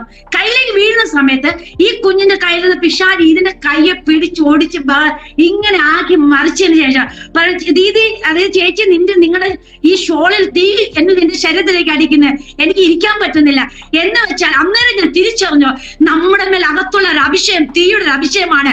എന്റെ വിശ്വാസം വർദ്ധിച്ചു. എന്നെ കേൾക്കുന്ന പ്രിയമുള്ളവരെ, നമ്മുടെ മേൽ പകർന്നൊരു അഭിഷേകം സ്വർഗത്തിന്റെ അഭിഷേകമാണ്. അവിടെ പിശാചിന് നിൽക്കുവാൻ കഴിയത്തില്ല, അന്ധകാര ശക്തികൾക്ക് നിൽക്കുവാൻ കഴിയത്തില്ല. അങ്ങനെ ഞങ്ങളുടെ ജീവിതത്തിൽ ഒത്തിരി ദൈവത്തിന്റെ പ്രവൃത്തികൾ കാണുവാനിടയിൽ തീർന്നു. ഈ ദിവസങ്ങൾ ഒരു തലമുറ എഴുന്നേൽക്കട്ടെ, തീയുടെ അഭിഷേകമായി ഈ അന്ത്യകാലഘട്ടത്തിലെ ഈ അന്ധകാര രാജ്യത്തെ തകർക്കുക ഒരു തലമുറ ഈ ദിവസങ്ങൾ എഴുന്നേറ്റ് വരട്ടെ. ആമേൻ, ഹല്ലേലൂയ. ഇതിന്റെ അനുഭവമാണ്. ഞാനൊരു ഉണർവിന് വേണ്ടി കാത്തിരുന്നിട്ട് എന്നെ ദൈവം പഠിപ്പിച്ച പല മേഖലകളിൽ കൂടെ ഞാൻ നിങ്ങളോട് ഷെയർ ചെയ്യുന്നത്. അതിനുശേഷം കർത്താവ് ഞങ്ങളെ വീണ്ടും തിരിച്ച്, എനിക്കവിടെ ഒത്തിരി പറയാനുണ്ട്, ഒത്തിരി കാര്യങ്ങളുണ്ട്. കർത്താവ് അവിടെ ശക്തമായിട്ട് ഉപയോഗിച്ചു. ദൈവം എന്നോട് പറഞ്ഞു, ഞാൻ നിന്നെ തിരിച്ച് മാർച്ച് മാസത്തോടു കൂടി വീണ്ടും ഞാൻ കിഴക്കോട്ട് കൊണ്ടുപോകുന്നു എന്ന് പറഞ്ഞ്. എനിക്ക് തിരിച്ച് ആൻഡമാൻസിൽ മാത്രം വരാൻ താല്പര്യമില്ലായിരുന്നു. കാരണം ഇവിടെ നമ്മൾ ഒതുങ്ങിപ്പോകുന്ന അനുഭവമാണ്. ഇവിടെ നമുക്ക് നോർത്ത് ഇന്ത്യ പോലെ നമുക്കൊരു വിശാലതയുള്ള സ്ഥലമല്ല. അപ്പൊ ഞാൻ പറഞ്ഞു, കർത്താവ് എനിക്ക് താല്പര്യമില്ല തിരിച്ച് ആൻഡമാൻസിലേക്ക് വരാൻ. ബാക്കി ഏത് സ്ഥലത്തോടെ ഞാൻ പോകാം, പക്ഷെ ആൻഡമാൻസിലേക്ക് വരത്തില്ല എന്ന് പറഞ്ഞു. പക്ഷെ കർത്താവ് എന്നെ നിർബന്ധിച്ച് വീണ്ടും ഞങ്ങളെ ആൻഡമാൻസിലേക്ക് കൊണ്ടുവന്നു. പക്ഷെ നേരത്തെ കാലം ദൈവകൃപയാൽ ഇന്ന് പല ഐലൻഡുകളിലും പോയി സുവിശേഷമായി പോകാൻ ദൈവം ഞങ്ങളെ കൃപയാൽ സഹായിച്ചു. തിരിച്ചു വന്നിട്ട് ഞങ്ങൾ ഒറ്റയ്ക്കല്ല, ഇന്ന് ഞങ്ങൾ ടീമായിട്ട് ഡിസംബറിൽ ഞങ്ങൾ 2-3 പാസ്റ്റർമാർ ചേർന്ന് ടീമായിട്ട് ഞങ്ങൾ ഓരോ സ്ഥലത്തും ഓരോ ദിവസം ഡിസംബർ 1-ാം തീയതി മുതൽ 28-ാം തീയതി വരെ ഞങ്ങൾ പരസ്യങ്ങൾ നടത്തും. ദൈവകൃപയാൽ പെർമിഷൻ എടുത്തിട്ട് ഞങ്ങൾക്ക് പല ഐലൻഡുകളിൽ പോകുവാനും. കാരണം ഞങ്ങൾ ഇവിടെ ആൻഡമാൻസിൽ എത്തിയപ്പോൾ ഞങ്ങൾക്ക് ഒരു സാധ്യതയില്ലായിരുന്നു ഇങ്ങനെ ഐലൻഡുകളിൽ പോകുവാന്. പക്ഷെ ഞങ്ങൾ 3 പേര്, ഞാനും ചേച്ചനെ കുഞ്ഞ്, ഞങ്ങൾ 3 പേരും കാലിൽ കൈവച്ചിട്ട് പറയും, കർത്താവേ ഞങ്ങളുടെ ഈ കാല് കൊണ്ട് നടന്ന് ഈ ആൻഡമാൻ ഓരോ ഐലൻഡുകളിൽ പാദം വയ്ക്കാൻ ഞങ്ങളെ സഹായിക്കണമെന്ന് ഞങ്ങൾ വിശ്വാസത്തോടെ ചെയ്യുന്ന ഓരോ പ്രവൃത്തികള് അന്ന് ഞങ്ങൾ പ്രാർത്ഥിച്ചു. ഇന്ന് ഇടയ്ക്കിടയ്ക്ക് പ്രാർത്ഥിക്കും, കർത്താവേ സുവിശേഷം എത്താത്ത മേഖലകളില്, ഇന്ന് വരെ സുവിശേഷം ആരും കേട്ടില്ലാത്ത സ്ഥലത്തേക്ക് കർത്താവേ ഞങ്ങൾ അയക്കണമെന്ന്. അങ്ങനെ ദൈവകൃപയാൽ പല ഐലൻഡുകളിൽ പോകുവാൻ ഞങ്ങളെ ദൈവം സഹായിച്ചു. അത് ഒരു ഐലൻഡ് നിങ്ങളോട് ഷെയർ ചെയ്യാൻ ആഗ്രഹിക്കുന്നു. കഴിഞ്ഞ ജനുവരി 26-ന് ഞങ്ങൾ ടീമായിട്ട് അങ്ങനെ ഒരു ഐലൻഡിൽ പോയി. കടലില് ഞങ്ങൾക്ക് വള്ളത്തിൽ പോകണം. നമുക്കറിയാം, കടലിൽ വള്ളത്തിൽ പോകാൻ എന്ന് പറഞ്ഞാൽ ഇത്ര ബുദ്ധിമുട്ടുള്ള കാര്യമാണ്. ഒരു ചെറിയൊരു നദി കൂടെ പോകാന്ന് പറഞ്ഞാൽ എളുപ്പം, പക്ഷെ കടലിൽ വള്ളത്തിൽ പോകാന്ന് പറഞ്ഞാൽ ബുദ്ധിമുട്ടാണ്. നമ്മൾ ബൈബിളില് സ്റ്റോറി വായിക്കുമ്പോൾ കേൾക്കാൻ നല്ല രസമാണ്. പക്ഷെ ഞങ്ങൾ ഇന്ന് കടലിൽ ഇറങ്ങിയപ്പോഴാ ഞങ്ങൾ അനുഭവിച്ചു അതിന്റെ പ്രാണഭയം എന്തെന്നുള്ള ഞങ്ങൾ അനുഭവിച്ചത്. ഞങ്ങള് ഏകദേശം 1.5 മണിക്കൂർ യാത്ര ചെയ്ത് ആ ഒരു ഐലൻഡിലെത്തി. അവിടെ എത്തിയപ്പോൾ അവിടെ ഒരു വഴിയില്ല, റോഡില്ല, അവിടെ നെറ്റ്വർക്ക് ഇല്ല, ഒരു ഷോപ്പുകളില്ല, ഒരു കടകളില്ല, ഒന്നുമില്ല. അവിടെ ഒന്നുമില്ലാത്തൊരു ഏരിയ. അവിടെയും കുറെ ആൾക്കാർ താമസിക്കുന്നുണ്ട്.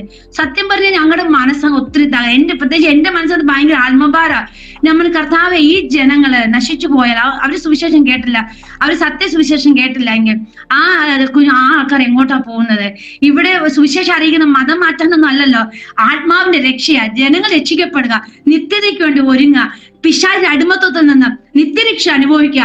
അങ്ങനെ കർത്താവ് ഈ ജനത്തിന്റെ അടുക്കിലേക്ക് വരുവാൻ ദൈവം ഒരവസരം തന്നല്ലോ. ഓർ ദൈവത്തെ സ്തുതി. ഇത് പ്രിയമുള്ളവരെ, ഇതുപോലെ ഒത്തിരി സ്ഥലങ്ങൾ നമ്മുടെ മധ്യമുണ്ട്. നിങ്ങൾ ഓർത്ത് പ്രാർത്ഥിക്കുക. ആരും ഇവിടെ സാധാരണ ആൾക്കാർക്ക് എത്തിച്ചേരാൻ പറ്റാത്ത മേഖലകളാ സംഭവിച്ചു. പക്ഷെ നമുക്ക് പ്രാർത്ഥിക്കാം. ഈ അന്ത്യ കാലഘട്ടത്ത് ഒരാത്മാവ് പോലെ യേശുവിന്റെ നാമം കേൾക്കാതെ നഷ്ടപ്പെട്ടു പോകരുത്. അതുകൊണ്ട് എന്നെ കേൾക്കുന്ന പ്രിയമുള്ളവരെ, നിങ്ങൾ ആന്റെ മനസ്സിനോർത്ത് പ്രാർത്ഥിക്കാം. ഇവിടെ നമ്മുടെ നോർത്ത് ഇന്ത്യ പോലുള്ള വൈൽഡായിട്ട് മിനിസ്ട്രി ഒന്നും അല്ല, പക്ഷേ നിങ്ങൾ ഓർത്ത് പ്രാർത്ഥിക്കുക. വരുന്ന ദിവസം ഞങ്ങൾ വിശ്വസിക്കുന്നു ഒരു വലിയൊരു ഉണർവ് നടക്കും. ഞങ്ങൾ ആത്മാക്കൾ രക്ഷിക്കപ്പെടുക. അതുപോലെ തന്നെ ഞാൻ എന്റെ സാക്ഷി ഞാൻ എന്നെ വൈൻഡപ്പ് ചെയ്യാൻ പോകുന്നു. എനിക്ക് ടോട്ടലി പറയാൻ ഒരു കാര്യമുണ്ട് പ്രിയമുള്ളവരെ. എന്റെ ചെറിയ അനുഭവത്തിൽ നിന്ന് എനിക്ക് ഒത്തിരി പറയാനുണ്ട്. പക്ഷെ എന്റെ അനുഭവത്തിൽ നിന്ന് ഒരു കാര്യം പറയാം. എന്തെങ്കിലും നഷ്ടങ്ങൾ സംഭവിച്ചിട്ടുണ്ടോ, അത് തിന്മയ്ക്കല്ല സംഭവിക്കുന്നത്. നമ്മുടെ ജീവിതത്തിൽ എന്ത് വന്നാലും നന്മയ്ക്ക് വേണ്ടി മാത്രം. ഞാൻ പറഞ്ഞില്ല, ഛത്തീസ്ഗഡ് ഞാൻ ക്യാരി ആയിരുന്നു, മിസ്കാരി ആയി. അന്ന് ആ ഒരു ഇതിന്റെ മുന്നേ ഞാൻ നിലവിളിച്ചു. അതിനുശേഷം ഞാൻ എന്റെ അബോഷനായി പോയി, പ്രശ്നമായി. പക്ഷെ ഞാൻ ബോംബെ ഇരിക്കുമ്പോൾ ദൈവം എന്നോട് പറഞ്ഞ്, നിനക്ക് അടുത്ത മാസം നീ പ്രഗ്നന്റ് ആവും. ഏകദേശം 3-4 മാസം കഴിഞ്ഞപ്പോൾ അതൊരു ആൺകുഞ്ഞായിരിക്കും. ആ കുഞ്ഞ് ചെറുപ്രായം മുതൽ ഉപയോഗിക്കപ്പെടും. അവന് ഇൻസ്ട്രുമെന്റിൽ ഉപയോഗിക്കും, ട്രാൻസ്ലേറ്റ് ചെയ്യും. അസാധാരണ ഒത്തിരി കാര്യങ്ങൾ അവനെ പറ്റി ദൈവാത്മാവ് അറിയിക്കേണ്ടി തീർന്നു. അതുകൊണ്ട് പ്രിയമുള്ള, ഇന്ന് അവന് 7ാം ക്ലാസ്സിലാണ് പഠിക്കുന്നത്. ഒത്തിരി ഇൻസ്ട്രുമെന്റ് അവനറിയാം. അവനൊന്നും പഠിച്ചതല്ല, അവന് അറിയത്തില്ല. ദൈവം അവനോടുള്ള അസാധാരണ രീതിയിൽ ട്രാൻസ്ലേറ്റ് ചെയ്യാനാണെങ്കിൽ ട്രാൻസ്ലേറ്റ് ചെയ്യാൻ, പാടാനും പ്രസംഗിക്കുവാനും കർത്താവിന് വേണ്ടി അവൻ ഞങ്ങൾക്ക് ബാക്ക് സപ്പോർട്ടായിട്ട് ദൈവകൃപയിൽ നിൽക്കുന്നു.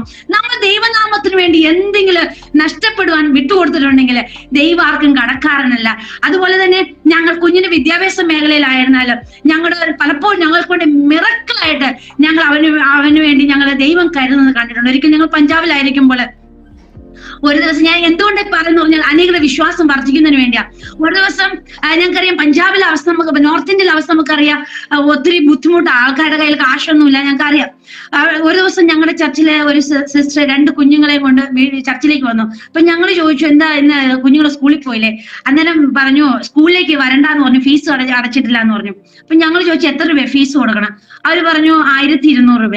അപ്പൊ ഞങ്ങളുടെ കുഞ്ഞിന് കൊടുക്കണം 6000 രൂപ കൊടുക്കണം. പക്ഷെ ഞങ്ങളുടെ കയ്യിൽ 1000 രൂപയുണ്ട്. ഞങ്ങൾ പറഞ്ഞു ഉടനെ ആ 1000 രൂപ എടുത്ത് സിസ്റ്ററിന്റെ കയ്യിൽ കൊടുത്തിട്ട് പറഞ്ഞു, സിസ്റ്റർ പോയി, സിസ്റ്ററിൽ 200 രൂപയുണ്ട്, ഞങ്ങൾ 1000 രൂപ കൊടുത്തിട്ട് പറഞ്ഞു, സിസ്റ്റർ പോയി ഫീസ് അടച്ചേക്കാൻ പറഞ്ഞു. ഫീസ് അടയ്ക്കാൻ പറഞ്ഞു. ഞങ്ങൾ ചിന്തിച്ചില്ല നാളെ ഞങ്ങൾക്ക് എന്താണെന്ന് ഞങ്ങൾ ചിന്തിച്ചില്ല. പക്ഷെ അത് കഴിഞ്ഞിട്ട് ഒരു 2-3 മണിക്കൂർ കഴിഞ്ഞപ്പോൾ ഞങ്ങൾ മൊബൈലിലേക്ക് ഒരു മെസ്സേജ് വന്നു, 6000 രൂപ ബ്ലെസ്സന്റെ ഫീസിനെന്ന് പറഞ്ഞ് ഒരു ക്രിസ്ത്യാനി അല്ലാത്ത, അതായത് പെന്തക്കോസ്തുകാരനല്ല, ക്രിസ്ത്യാനി പക്ഷെ പെന്തക്കോസ്തുകാരനല്ല, ഞങ്ങളുടെ അധികം ബന്ധമില്ല, ഒരു ബ്രദറിനെ പ്രാർത്ഥിച്ചുകൊണ്ടിരുന്നപ്പോൾ ദൈവം മനസ്സിൽ കൊടുത്ത് ബ്ലെസ്സിന് വിദ്യാഭ്യാസത്തിന് വേണ്ടി 6000 രൂപ കൊടുക്കാന്ന് പറഞ്ഞ് ഞങ്ങൾക്ക് അക്കൗണ്ടിലേക്ക് ഇടുവാനിടയിൽ തീർന്നു. നമ്മൾ 1000 രൂപ കൊടുത്തപ്പോൾ ഞങ്ങളുടെ കുഞ്ഞിന് ആവശ്യമായത് ഒരു ദൈവം കരുതി. പ്രിയമുള്ളവരെ, നമുക്ക് വേണ്ടി തക്ക സമയത്ത് കരുതുക. ദൈവം വിശ്വസ്തനാണ്. നമ്മൾ നാളെ എന്തായി തീരുമെന്ന് നാം ഓർത്ത് ഭാരപ്പെടേണ്ട, വ്യാകുലപ്പെടേണ്ട. നമ്മൾ അന്നെന്നുള്ളതെല്ലാം നടത്തുവാൻ ദൈവശക്തനാണ്. ലോക്ക്ഡൌണിന്റെ സമയത്തായിരുന്നാലും ഞങ്ങളൊരു വലിയ ഡിനോമിനേഷൻ അല്ല. ഞങ്ങളൊരു ചർച്ചുണ്ട്, പിന്നെ ഞങ്ങൾ വേറെ ഐലൻഡ് ഒറ്റ ചർച്ചുകൾ, ഞങ്ങൾ വേറെ സപ്പോർട്ടോ അല്ലെങ്കിൽ വേറെ ആരുടെ കോണ്ടാക്റ്റോ അങ്ങനെയൊന്നും വലിയ ഡിനോമിനേഷൻ ഒന്നുമല്ല. അപ്പൊ ഞങ്ങൾ അറിയുന്നവരൊന്നും ആരുമില്ല. ഞങ്ങളിപ്പം എല്ലാവരും കൊറോണ സമയത്ത് ബുദ്ധിമുട്ടാ. അപ്പൊ ഞാൻ പറഞ്ഞു, കർത്താവേ, ഞങ്ങൾ 2 കൂടെ ഹോളിൽ ചർച്ചിൽ പോയതുകൊണ്ട് കർത്താവേ, ഞങ്ങൾ അറിയുന്നവർ ആരുമില്ലല്ലോ എന്ന് പറഞ്ഞ് ഞാനിങ്ങനെ സംസാരിക്കാനിടയിൽ തന്നു. കുറച്ച് കഴിഞ്ഞപ്പോൾ ദൈവം ഞങ്ങൾക്ക് അവിടെ ഒരു മിറക്കൽ ചെയ്തു. ഞങ്ങൾക്ക് അന്നേരം കുഞ്ഞിന്റെ ഫീസ് 12000 രൂപ കൊടുക്കണമായിരുന്നു. കർത്താവ് ഞങ്ങൾക്ക് ഒരു മിറക്കൽ അവിടെ ചെയ്യാനിടയിൽ തന്നു.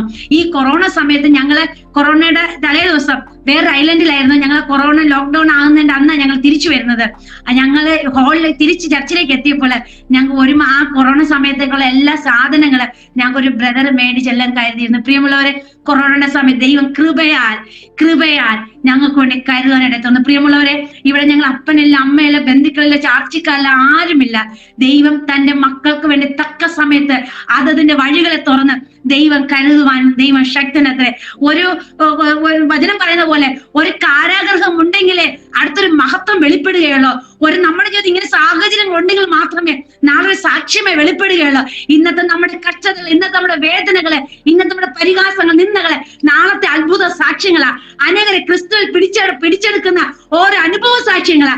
അതുകൊണ്ട് ദിവസങ്ങള് നമ്മൾ ഭാരപ്പെടേണ്ട, പ്രയാസപ്പെടേണ്ട, നാം ഉണരാം, നാം ശക്തരാകാം, അഭിഷേകം പ്രാപിക്കുക, സാഹചര്യങ്ങളെ നോക്കണ്ട. വചനം പറയുന്ന പോലെ ഒരു പത്മോസ് ഉണ്ടെങ്കിൽ അവിടെ ഒരു വെളിപ്പാടുണ്ട്. നമുക്ക് നമ്മുടെ ഒരു സിംഹത്തിന്റെ ഗുഹയുണ്ടെങ്കിൽ അവിടെ ദൈവത്തിന്റെ അവിടെ പ്രൊട്ടക്ഷനും ഉണ്ട്. അവിടെ ഒരു തീച്ചൂളയാണെങ്കിൽ അവിടെ ദൈവം ഇറങ്ങി വരിക തന്നെ ചെയ്യും.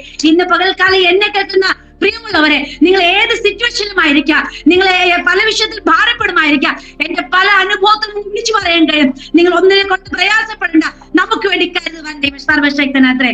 അങ്ങനെയെങ്കിൽ ഇന്നത്തെ വേദനകള് നാളത്തെ അനുഭവങ്ങളാണ്, ഇന്നത്തെ കണ്ണുനീരുകൾ നാളത്തെ മഹത്വമാണ്.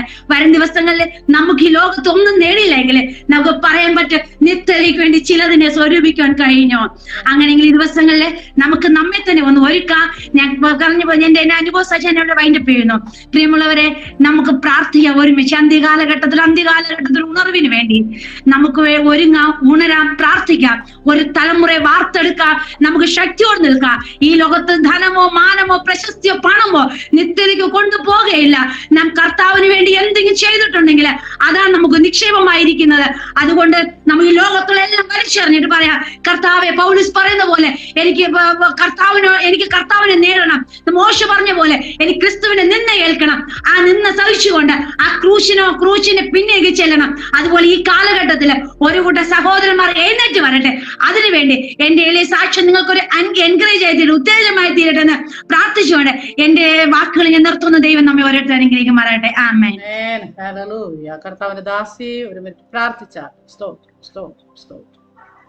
പരിശുദ്ധ പിതാവേ, നല്ല സമയത്തിനായി നന്ദി പറയുന്നു കർത്താവേ. ഇന്ന് ഈ പകൽക്കാലം ഈ എന്റെ സാക്ഷ്യം കേട്ട എല്ലാ പ്രിയപ്പെട്ടവരെ അങ്ങയുടെ കരത്തിലേക്ക് ഏൽപ്പിക്കുന്നു കർത്താവെ. ഇന്ന് പകൽക്കാലം ആരെങ്കിലും രോഗത്താലായിരിക്കുന്നെങ്കിൽ യേശുവിന്റെ നാമത്തിൽ അവർ സൗഖ്യം പ്രാപിക്കട്ടെ.